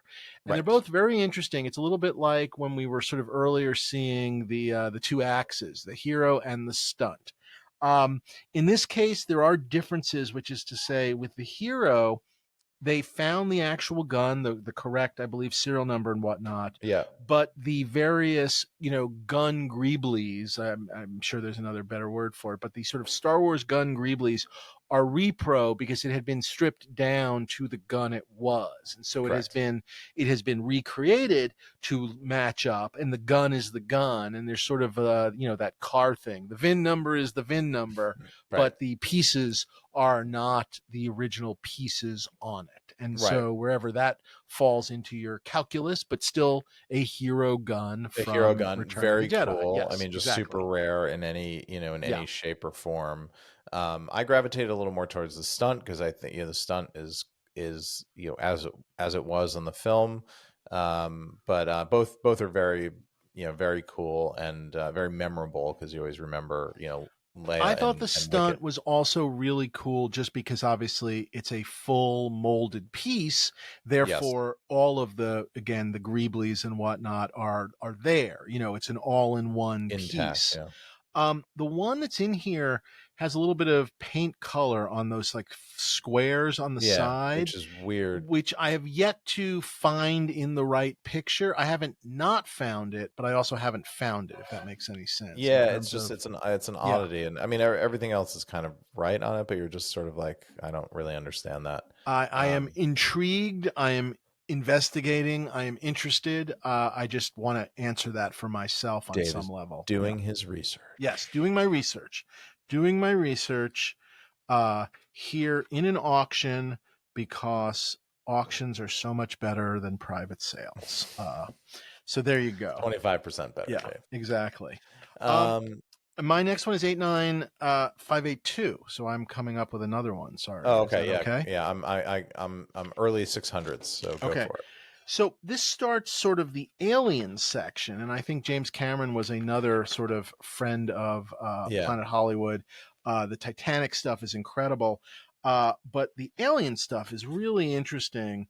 Um, there's a lot of different things, and I'm in the middle of doing a lot of research right now because obviously there are, I think, things from Alien War, the kind of that, which was the British, was it the London, like not yep. stage show, but it was sort of a interactive It was aliens yeah, based it sort was like an of like, escape room. yeah, an Yeah, escape room, yeah.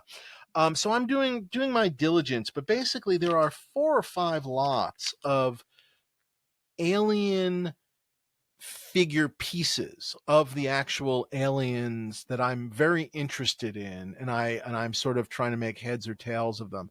It definitely would need work, but the idea of putting together an actual alien costume I think is really interesting. So yeah. I am poking around all of these, and I'm intrigued, is I guess the easiest way of putting it. It's a little bit of a project, but it just seemed like something that to me would be really cool.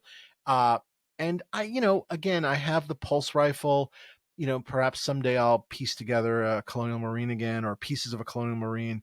But I actually thought like an alien from Alien, if this was the opportunity, because there are a couple of lots in here, and they are beat the shit out of. I mean, they Yeah, need yeah, work. They really do need yeah. work. I want to be They really need clear about desperate this. help. Yeah, So this is a project, but I'm aware it's a project. So I'm kind right. of going into it with eyes open and sort of I'm going to be talking with Tom Spina about these lots. I'm talking with some of the various, alien experts about what they think about both the condition, but also is it what it says it is, all of that Right. kind of stuff. But I am intrigued by the project. I hope I'm allowed to say that. So that's, Oh, you're allowed. yeah, that's kind of where I am on that. Uh, where are you next? Sorry. 605. 605. I marked that, but for you. Go ahead. Okay. Ding ding ding. Yeah, no, I love this lot. It's a Indiana Jones and Temple of Doom whip. There are a bunch of things I really like about it. It's I love the color on it. It just feels like this whip just feels early to me. The just the design and construction. I've seen so many of these things at this point. I've actually handled so many of them. I It's like got the proper age to it because yeah, it it's just definitely, I don't mean this in a I mean this in a good way. It in a has good way. Yeah. seen better days, but Yes. that's sort of the nice part of it, if that makes any That's sense. the Yeah. appeal to it, and Yeah. I think it's just one to look closely at if you're an indie guy, and it's the I think it's the color. I mean, we can post pictures of mine. I have one from Last Crusade, which I love, but I've always kind of wanted one from an earlier film, and I felt like there was a chance to upgrade. There might be a play to be made. But mine is very dark. Mine is sort of more of like a red brown, and it's very, very dark compared to this one. And if you look at photos of Raiders when he's holding the whip, it just appears more like this. And this just to me says earlier kind of Indiana Jones. And I also love the provenance of it because it goes all the way back to a Christie's auction in December of '92. So not long after these films were made. And it just, I think the fact that it's been in circulation for so long, there are a lot of things there's not that single thing. You don't have like the letter from Spielberg, even though I think some of those things have been a little overvalued in terms of what they are. I think this one just kind of ticks all the boxes. And I really do love the piece. It's really neat seeing an earlier one. I mean, there was something about seeing one that like really, is whatever, 98% Temple of Doom, you know what I mean? Of Right. like just seeing like that I thought was just really neat. Um, it had a lot of life to it. I mean, I got to handle it and Oh, nice. it feels like something, I don't know, really, really special. I don't know how else to put it. It just seemed really cool. They It's a had, good one. yeah, Yeah. they had it, they had the monkey head. They had some of Those are great. there's a lot of a bunch of the bugs, which are great. The Yeah. the The bugs Beatles. from Temple Yeah. of Doom. Yeah, so the Beatles exactly. Um, I'm very curious in doing a lot of work on 89606, which are the 3 Shankara stones. Oh, yeah. This is again, research to be done, but I'm sort of intrigued by them as a lot. I don't know where else to put that other than there's work to be done. Unfortunately, this is one of those things where, over the years, I feel like these things were so mass produced, but worth checking out, I guess, Yeah. is the honest answer. I just got a kick out of this section. The bugs, as I said, really did it for me. I loved the life preserver from the beginning of the beginning of Last Crusade. It's Yep. the Lisbon ship that he sort of ends Yep. up on. I thought that was just really, really wonderful. Um, I like the Grail Cup, 617, one of the Grail Cups, Did you look at? There 617. was two Grail cups. They sort of have different, sort of a different.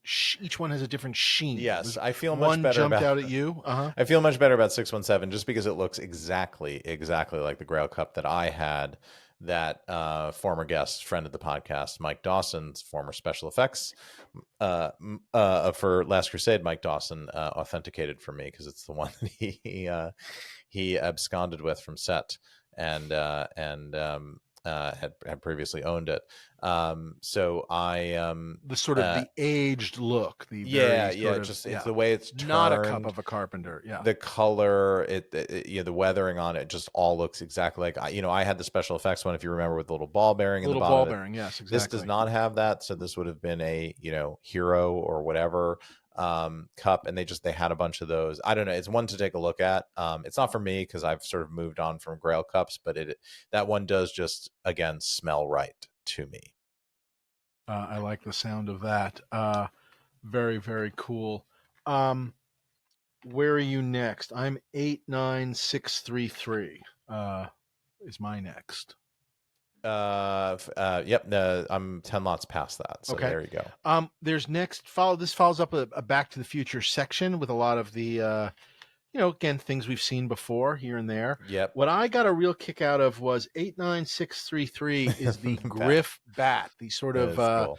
electric bat, because in all the years of all the hundreds of hoverboards and thousands of sports almanacs, this is not something that I've seen before. I think I've maybe once upon a time. Yeah, I don't. This now was that in you pointed auction. out, I don't remember seeing it. Yeah, but and very, this cool. one sort of, again, not my favorite movie, but I enjoy, I enjoy his performances, Biff and Griff and whatnot. And I just did think the bat and the Kirk Gibson Jr., which is, the 87th time they do that joke. There's a lot of juniors and Steven Spielberg and all that nonsense. But anyway, still really, really cool. And I just love the look of it, the futuristic bat, the expanding bat. So that just jumped out at me as a Back to the Future prop I don't get to see as often, and so it kind of hit me in a fun way. So I kind of like that.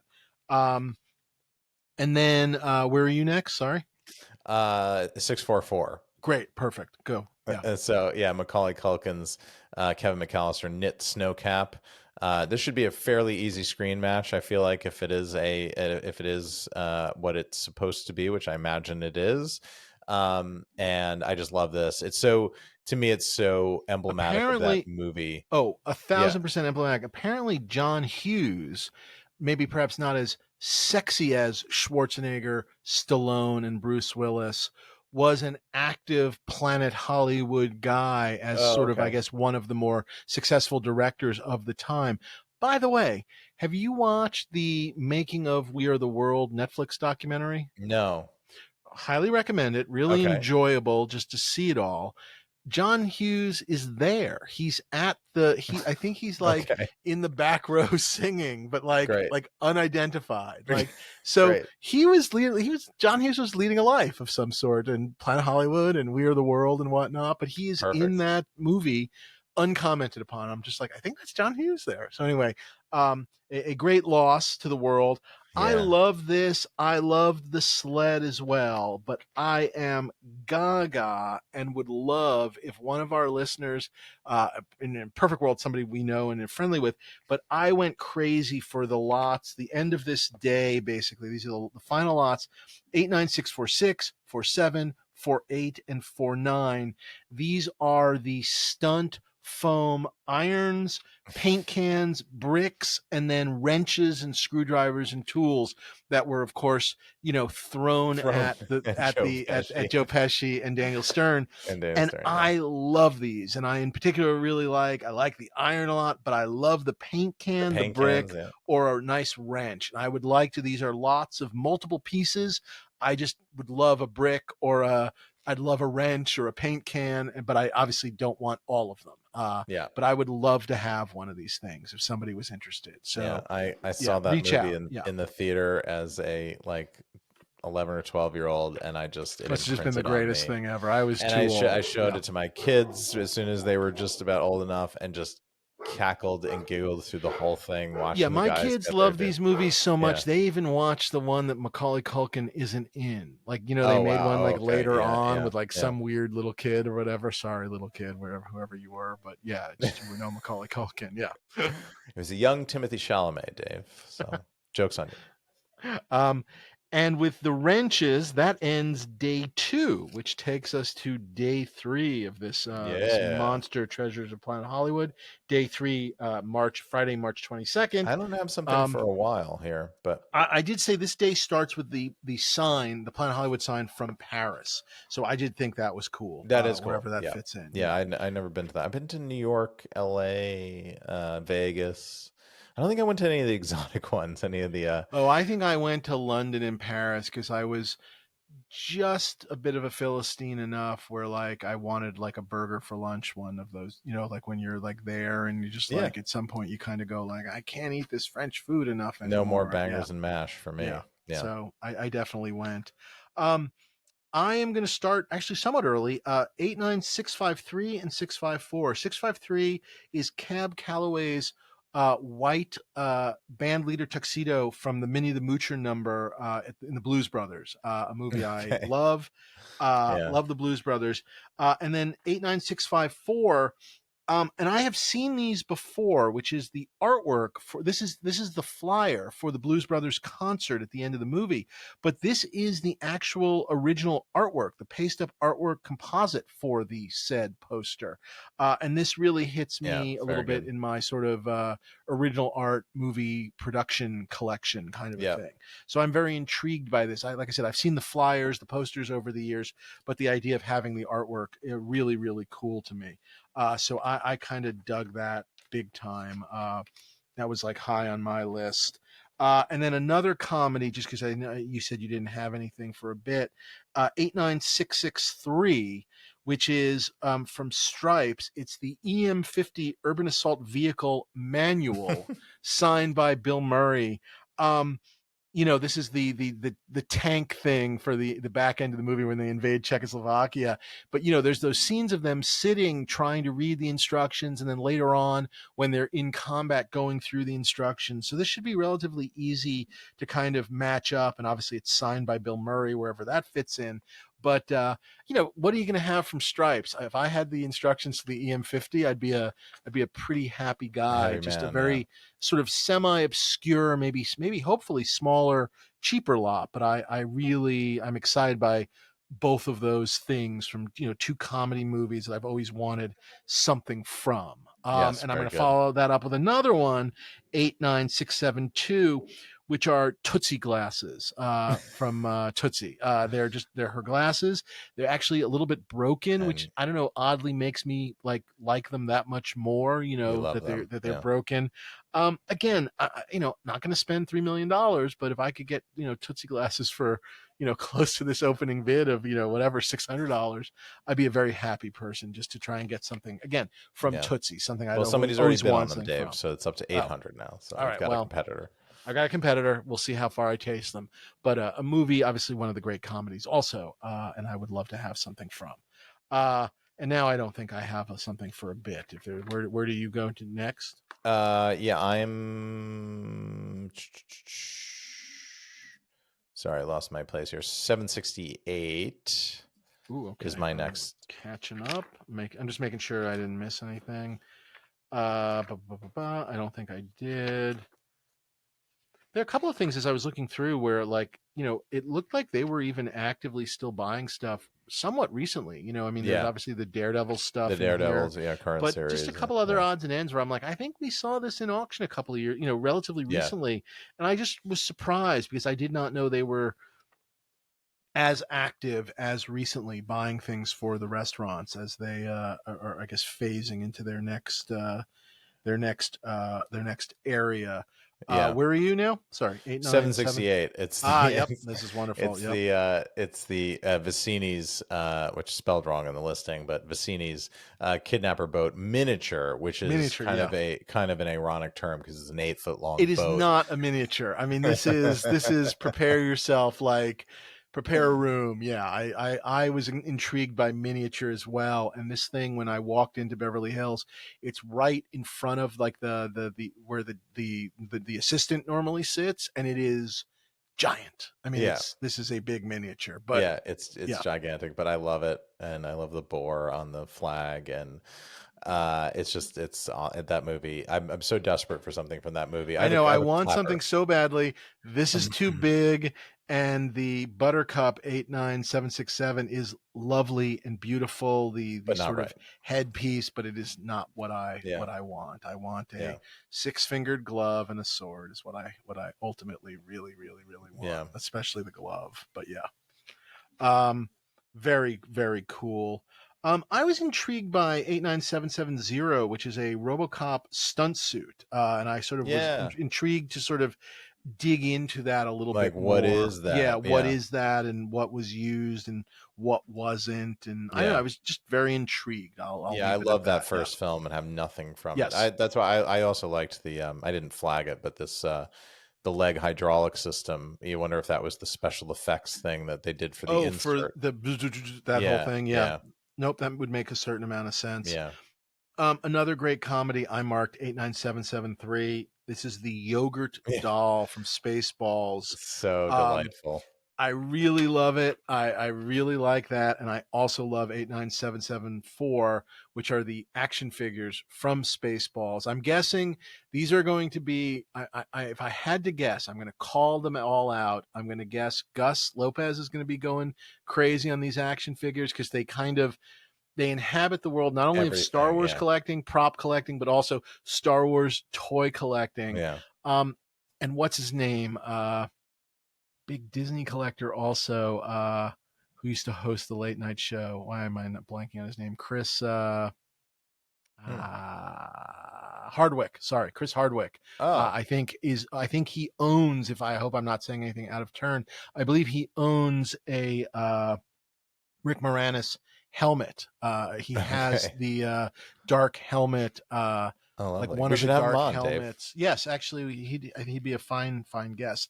And I'm guessing he will be active on these pieces as well. Well, active is the right word, my friend, because I know you're looking at the book. I'm looking at the live bidding Where are platform. They already? The auction figures are up to $27,000 already. Wow, on the figures, yeah. I'm not shocked. Yeah. What's the so can you look at 773? What's the yogurt at? 4,100, so that's not terrible, but I love that one. That's my favorite. I love them bunch. both. I gotta say, the action figures was good. We'll always triumph over evil. Yeah. No, sir, I did not see you playing with your action figures, your dolls again. Yeah. Really, this is just really neat to see. Neat to see. Couple of things from the Untouchables. They weren't exactly what I wanted, but I was intrigued. Yeah. I stopped next to the Beetlejuice. Yeah. Are you? Did you mark any of these? I marked Dante's Inferno. Yes, I marked that. I just remember that image from the movie so well.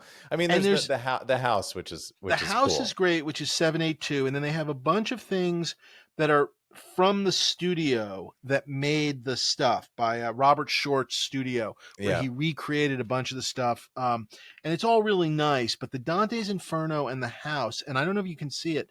I got to see this in person. The Dante's Inferno has a little tiny Beetlejuice on his rocking chair, sitting on the. Oh no way! You see it there on the upper porch. I don't know if you can see it there. Yeah. Now I see it. Yeah. Now that I've zoomed in. Was real. I just thought that was really, really cool.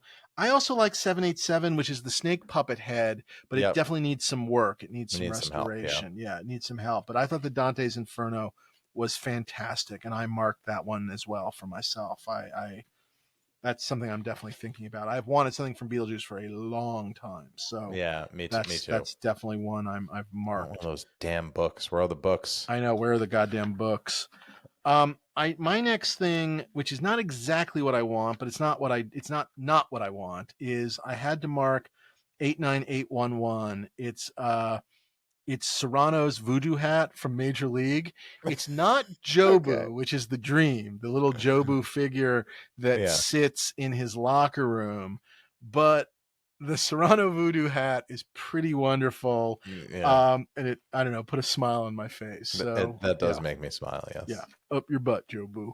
Um, I next marked 89816, which is there's actually 89815 and 89816 Yeah. are two different Burt Ward lots. One is a Robin vest, and then one is a Robin vest and a cape. Yeah. I'm just, I love 60s Batman, and I did wonder if in this auction filled with so many things, these pieces might not be the worst thing to try going after. So now I have ruined them by telling the world about them, but You've really exposed them. yeah, I really did love them. I really love them.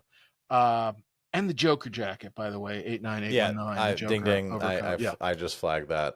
I love that. I might actually be putting a bid on that because very nice. I want a Joker costume at some point.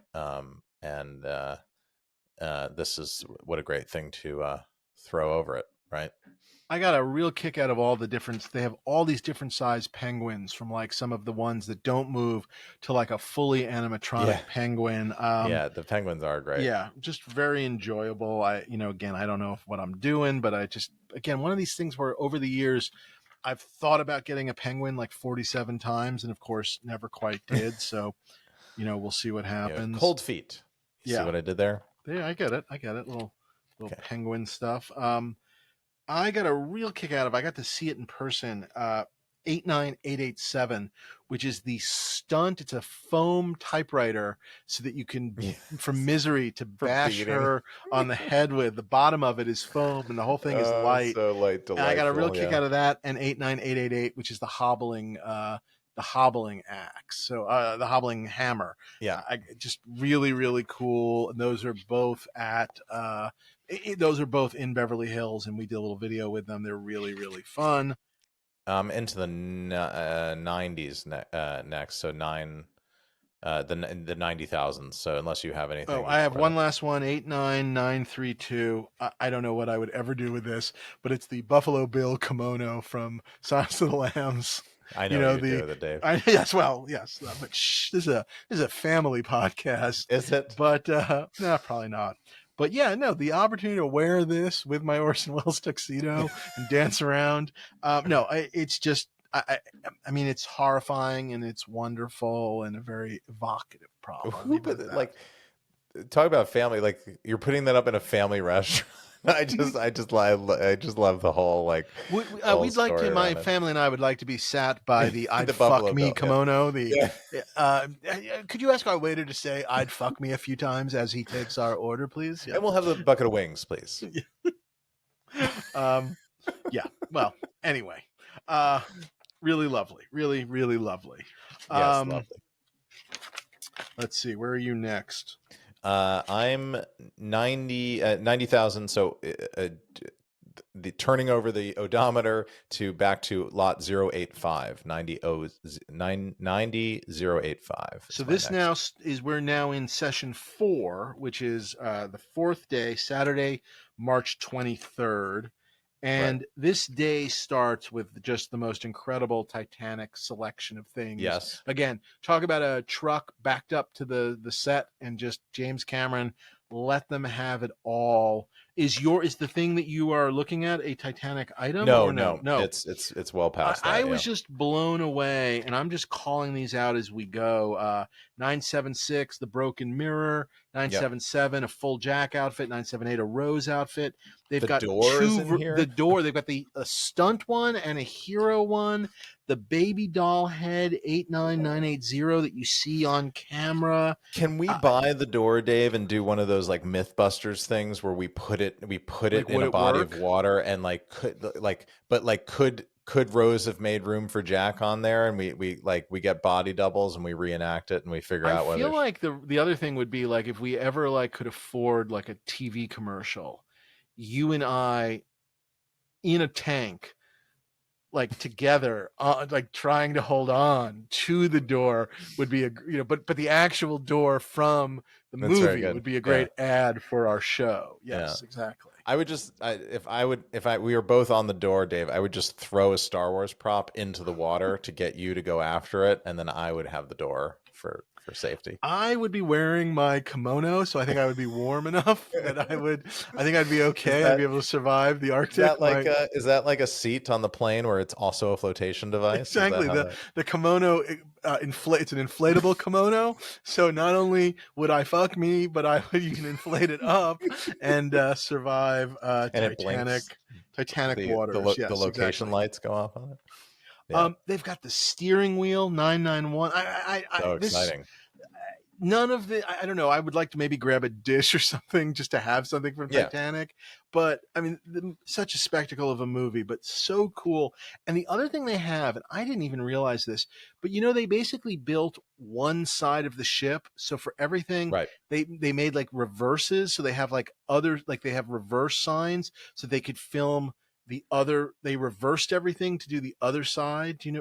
Does that make sense to you? Mm-hmm. So when you see the deck signage, look at 90003. Look at these are the backwards signage so that they could make it seem like they were on the far side of the ship that they didn't have, which is just again cool. very James Cameron. Only he would have the brain to sort of do this movie stuff.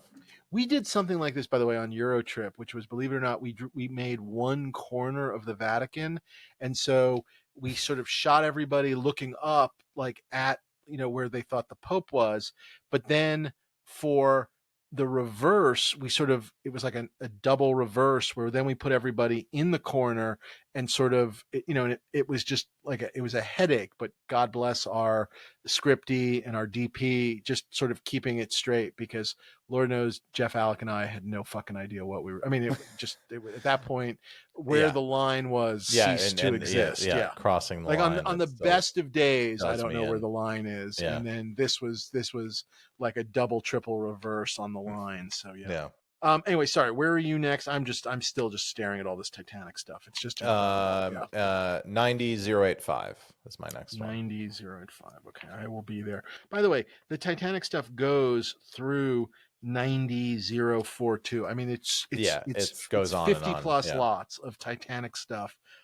Just incredible. Just really incredible. Sorry, 985. Yep. I see it. I think I know. Yeah. So this is the Hocus Pocus Sanderson static book of spells. Yep. And Hocus Pocus is not really a me movie, but it is beloved by all the females of House Condell, all of them. And they've become, it was one of my wife's very favorites. She showed it to them I think last Halloween, and it's now become a fixture in the house. And they found out that this thing was in the auction and they all lost their minds for it, like in a really kind of cute and sweet way, like all of them. And it was like my oldest walking to school. It's like, well, has the auction happened yet? And right. I mean, it's like, have you bid on it? Well, no, I haven't. But so I've agreed to bid on it. And I was asking, well, how much should I go? And she said, well, 2,000. And I think she just thought of like the biggest number she could think she's of. ever heard of. And then she goes, no, you just need to keep bidding until you win it. And I was like, okay, she's your daughter. So somewhere between 2,000 and keep bidding until you win it. But yes, I believe so. Back off, everybody. I believe this is going to be. I'm gonna give it the old Sanderson try and try to bring this one home. And you are going to take this money directly from their college funds, basically. Yeah. Okay. Yeah. Okay. They understand. No that, worse. Right? I'm going to start casting them in London productions here. That'll be good to earn their keep, so to speak. Yeah. Right. Yeah. Oh, that's good. Right. This was gorgeous. I did get a chance to see it in person. The work on it, especially the fingers on the spine, I got a real kick out of it. It's not a movie I care about, but I got a real kick out of it. It was really neat. And they had the Sarah Jessica Parker, whichever sister she is. They had her dress as well, which I thought was really cool. Yes. Sarah Sanderson. No, it's It's great. I mean, I think it's particularly just the fact that it's the spell book. It's like the thing that you would have from that Right. movie, I think. And so yeah, gonna give it a whirl. We'll see where we go. Maybe I can look like a big man in front of the kids for once, No, but winning just one of these very auctions. cool if they get a kick out of it. And then, just so fun once it's back in your house and they're not allowed to touch it. I mean, that's going to be wonderful. Yeah, exactly. And then so now can I buy the 3PO head? Is that okay now? So now, okay. Yeah. Or while you're looking over here at the Sanderson book, somebody's bidding over on the right. Bringing it in the house and quietly unpacking it upstairs.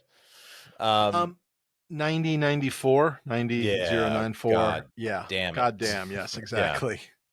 I don't even like the Jurassic Park movie. I mean, I admire them. They were fine and good. I read the book. Do you like even the first one? It's okay. I mean, I definitely remember going like, "Oh my god, the dinosaurs look great." I sound this like an asshole. I had read the book and I loved the book. And what I was conscious of when I saw the movie was how much of the book they threw away. You know what I mean? Like that they just weren't, I guess, able to do at the time. Yeah. That's what and it's for whatever reason that level of disappointment stayed with me on some level. That like, again, the dinosaurs are a revelation. I guess I just wanted a little more of the story from the book. I'm sorry. I think the book was a little bit darker. Yes. It's definitely a Spielbergy, like, young adult Spielbergy movie. But like, I saw it at I saw that the summer going into high school, and you were obviously older. I think it just hit me in the right way. It's odd because I love that movie and I probably saw it 4 times in the theater, but I don't feel compelled to own anything from it. Even as much as I love the cryo can, I just love it knowing that it's there and I can look at it. And just that it's out there, but I don't need anything from the movie. But I've gone back and actually shown my oldest this, because we've been going through like dad's movies. No, the movie has this was one of her favorites. Like, definitely resonated with the kids, like them being kids and seeing this. It made me respect it on a whole other level. Like I said, I don't know. But that being said, and I've never owned anything from Jurassic Park, and I've never tried to own anything from Jurassic Park, and obviously all different price points, things have been around for years, various, signage and costumes and whatnot. But this Barbasol can, it's the one. 0094. It is the one. It is the prop. It's the thing to have. I said to Joe, my guess was this would be the most expensive thing that sold over the 5 days. That was my own personal guess. I can see that. This thing is going to go bananas. And I just think it's the Buffalo incredible. Bill kimono, but yeah. That's mostly just angry prop forgers just bidding me up on my beloved kimono. This thing is just incredible. And it just does everything you want it to do, just the way it comes apart and you pull it out and it's got the vials in there and it's just great. And I don't know if they ever brought it up in the movies or not, because obviously by some point you get to all those sequels of like, they're making more. But I just remember when he gets killed, spoiler alert, and the canister sort of rolls down the hill in the mud, whatever, and Spielberg sort of focuses in on it. I just remember lots of like people talking about how like that's setting up the sequels, like that's how they're going to make more dinosaurs, like someone's going to find that canister. And I don't know if the canister ever came back in any of the sequels. I've seen them, but I don't have a memory of it. I don't know if it actually did. This is neither here nor there, but I've been listening to this new podcast, which I do recommend for film podcast fans. It's a Turner Classic Movies podcast hosted by Ben Mankiewicz, of course, grandson of Herman, son of Joe. And it's called Talking Pictures, and he talks to like a major filmmaker about their kind of oeuvre, and he had Alexander Payne on, and it takes Alexander Payne sometimes 10 years, 7 years between movies, and I never knew this about him, but what he does in the meantime is he does these very highly paid, high profile studio rewrites, and he did the third Jurassic Park, Jurassic Park 3. I knew that, which I found like the guy who won the Oscar for Sideways was writing Jurassic Park 3. No, there are a couple of those guys. Payne is one, and I think it's John Sayles is the other guy who makes, even, dare I say, if Payne makes small sort of little gems, Sayles makes them even more fewer and far apart and like even Yeah. more indie and whatnot. But then in between, he'll just like pound out a couple of Yeah. days Civil on War. like Yeah. Indiana Jones or whatever. Like I think he's Yeah. just worked on a lot of Spielberg stuff as well. Yeah. That's very cool. 90097, the other one I really liked was the 10,000-volt warning sign, Yeah. the T-Rex Those are fence good. sign. Those are great. I Yeah. mean, these are, to me, these I wonder if are that's like some of the, matchable. I bet it could be. I mean, there's probably a bunch of them on that wall, so I don't have that answer. But I just, those, I mean, those are two to me the most memorable props ever of Jurassic Park. And even if it's not the sign, it's still pretty Yeah. fantastic. I know. I just thought it was really, like I said, those are the ones I would want if I were to get them. Yeah. And I don't know if I'm getting them, but I was still the ones I would want. So that was pretty damn cool. There is a giant Forrest Gump section starting in like Yep. 9135, and they have. Do you think that's Zemeckis? Hanks? I don't know. Like I was trying to who? figure that out, or the studio. I mean, who knows? Yeah. But I mean, the bench, the box of chocolates, the army outfits, the jogging Yeah. outfits, Shoes, like hat. some, Yeah. table tennis props and whatnot. The Jenny, whatchamacallit, her sort of hippie wear where they jump Mhm. into the water in Washington D.C. I mean, just again another section where when you see it all in person, I got to see a bunch of it. You're just like blown away. Again, nothing I want to own, but boy, oh boy, oh boy, just impressive in the sort of Planet Hollywood of it all, I guess, Yes. is the easiest way of expressing it. I am moving along here. Sorry, trying to find my next thing. Yeah, I'm not for a while. I actually had one more thing that I flagged up because this all got very kind of modern 90s for me, and I was just sort Yeah, of and they buzzing through it definitely had all. a lot of cool stuff. I mean, I marked just for the fun of it 90239, which was they have it's a Jumanji box, but it's like a sort of a static, unopening one, super Yeah. lightweight, but really great looking. And also Jonathan Hyde's Van Pelt Hunter Ensemble, Yeah, the that's pith very cool. helmet and the Yeah. jacket and the big dice is another one. I mean, again, I got a real kick out of it. Again, nothing I'm going to own, but just worth checking out. Very cool to see. Yeah. Yeah, you need to see it. I was stunned by all the Waterworld stuff, just the idea Yeah. that anybody kept that stuff. And then day 5 starts with 9292. Day 5 is Sunday, March 24th. Where is your next one? Day 5 419. had a lot Yeah. of sports stuff in it, like Shaquille O'Neal stuff, like just things I was not particularly interested in. But I did sort of wonder, like, again, will these be bargains, because people aren't necessarily Right, because it's not a looking for sports auction. sports Yeah. memorabilia. I think I'm sort of near you. Are you 9419 or where are you? 419. Yeah, I'm in this area too. And I Yeah. marked this, but also a couple of the ensembles. Go for it.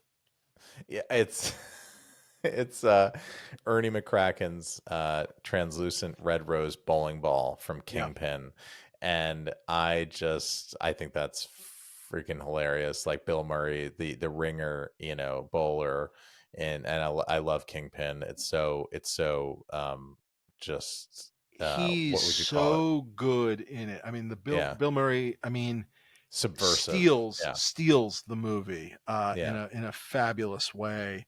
They have that ball. They have 420 is the outfit he wears, the sort of yeah. black with the red roses The outfit. ball is already up to 37K, by the way. Jesus, yeah. Yeah. And then 425 is another McCracken outfit. The McCracken, the way he dresses, that crazy hairpiece he wears in The it, hairpiece, yeah. just fabulous, just truly fabulous.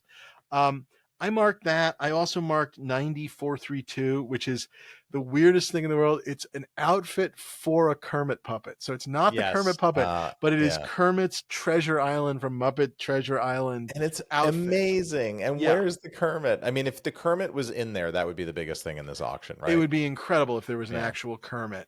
And you probably could get one of those high-end Kermit replicas and put the costume on it. Yeah, but then what are you I know. doing? But I still love the care that went into the making of this outfit. Like this outfit, like I feel like some of the grand dames of like Hollywood wardrobe in the 50s, like You know what I mean? Like Kim Novak never wore such a fine outfit Yeah. as was made for Kermit. You know what I Kermit. mean? Like Yeah. Grace Kelly in to Catch a Thief never wore such a fine like an outfit with such beautiful stitching as this Kermit Yeah. Treasure Island thing. I just got just a crazy kick out of it.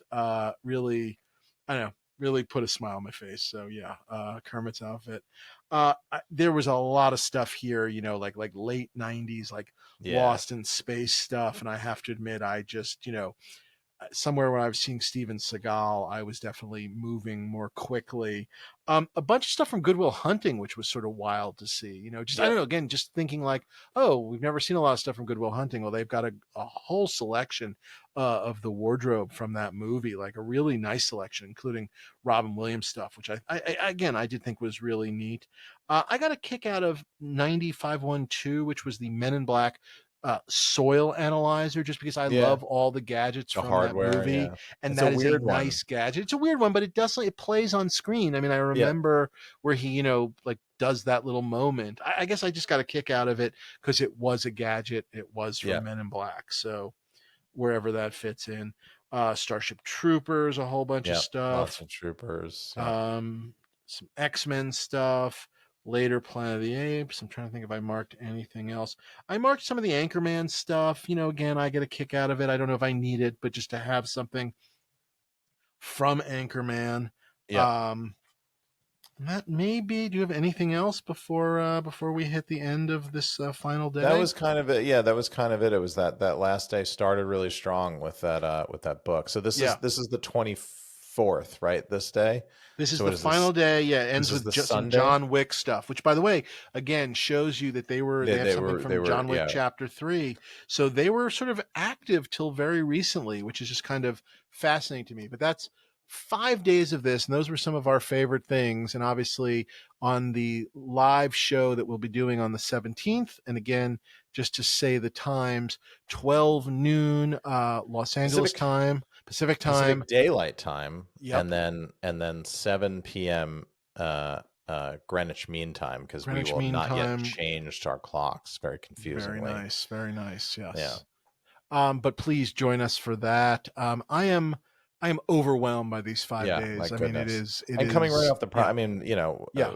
fast forward, 3 weeks when this auction is going on, we'll have just come off the prop store auction. Our heads will be spinning, Dave, No, and many, you'll many, be in many even deeper choices. debt Yeah, than you are I now. know. Many, many choices. It is a little overwhelming in a wonderful way. I mean, again, Yeah. this one for me, it's the sort of like the real sort of some of the deep dive stuff. Some of those 70 movies are jumping out at me, maybe even more so than the big pieces. But Yeah. again, things like when you do get to things like the Spaceballs action figures, and to see those already going so Already, yeah. strong.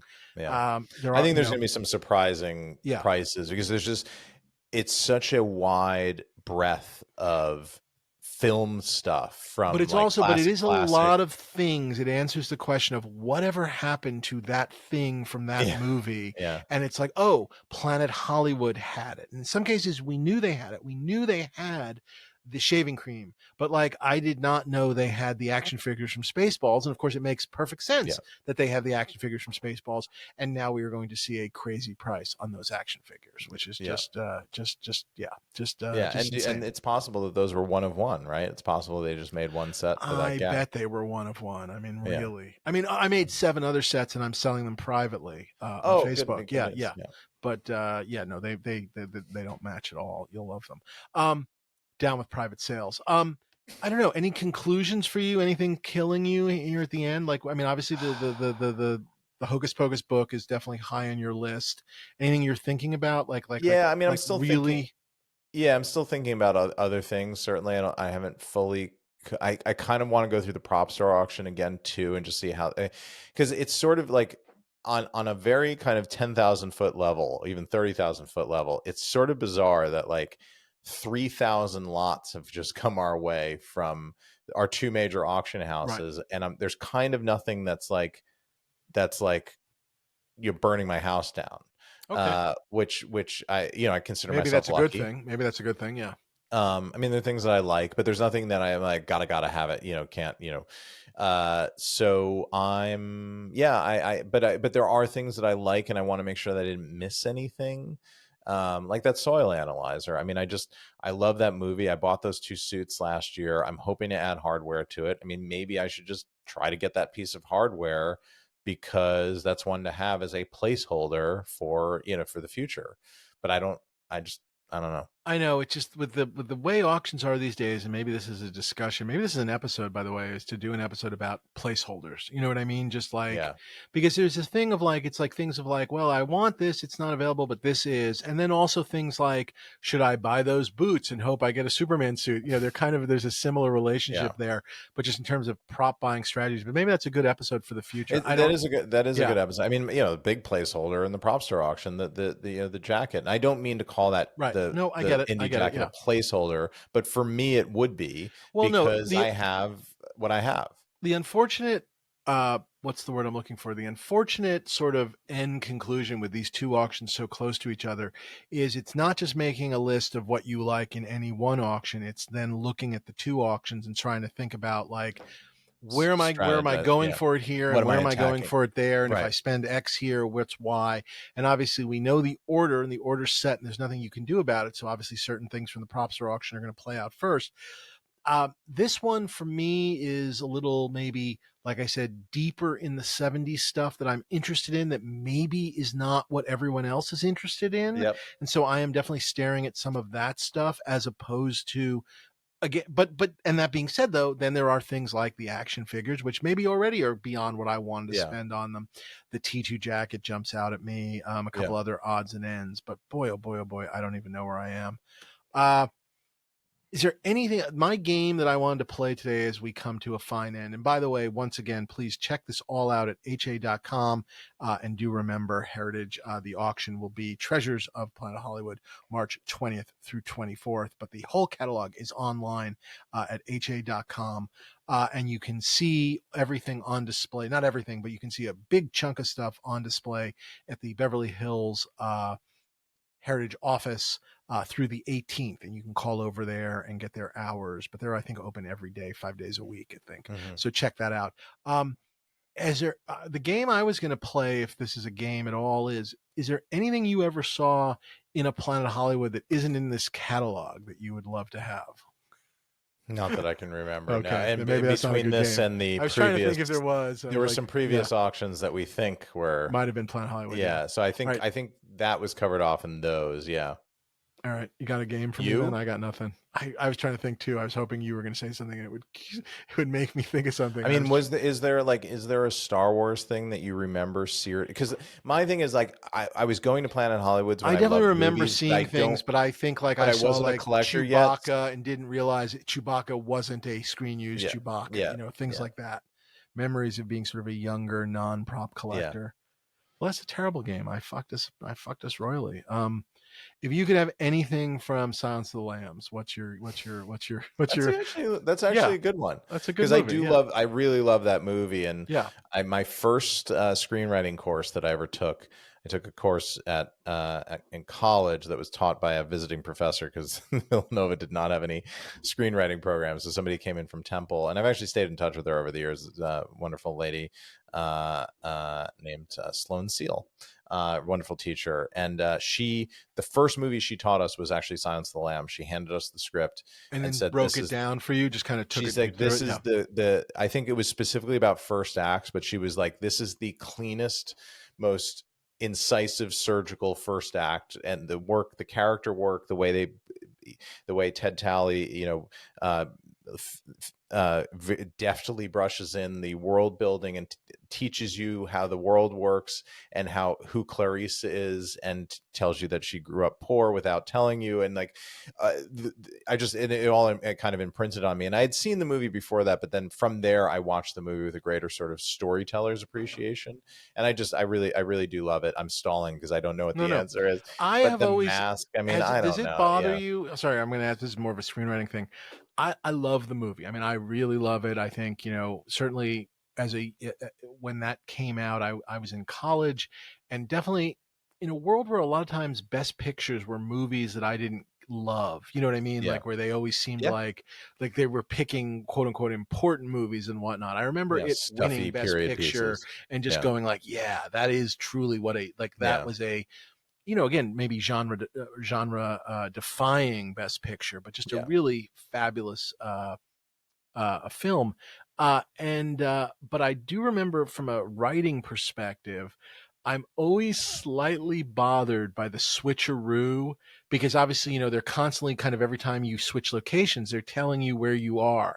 And they do that regularly, of course, until they get to the doorbell scene where the cops are coming and whatnot. And they kind of break their own rule, which I guess you're allowed to do, obviously. But I always wondered, like, oh, why do they have to cheat like that? I mean, I love the switcheroo, but I always did wonder, like, do I see it coming a little bit? Because all of a sudden you realize they're not. Anyway, I'm stalling as well.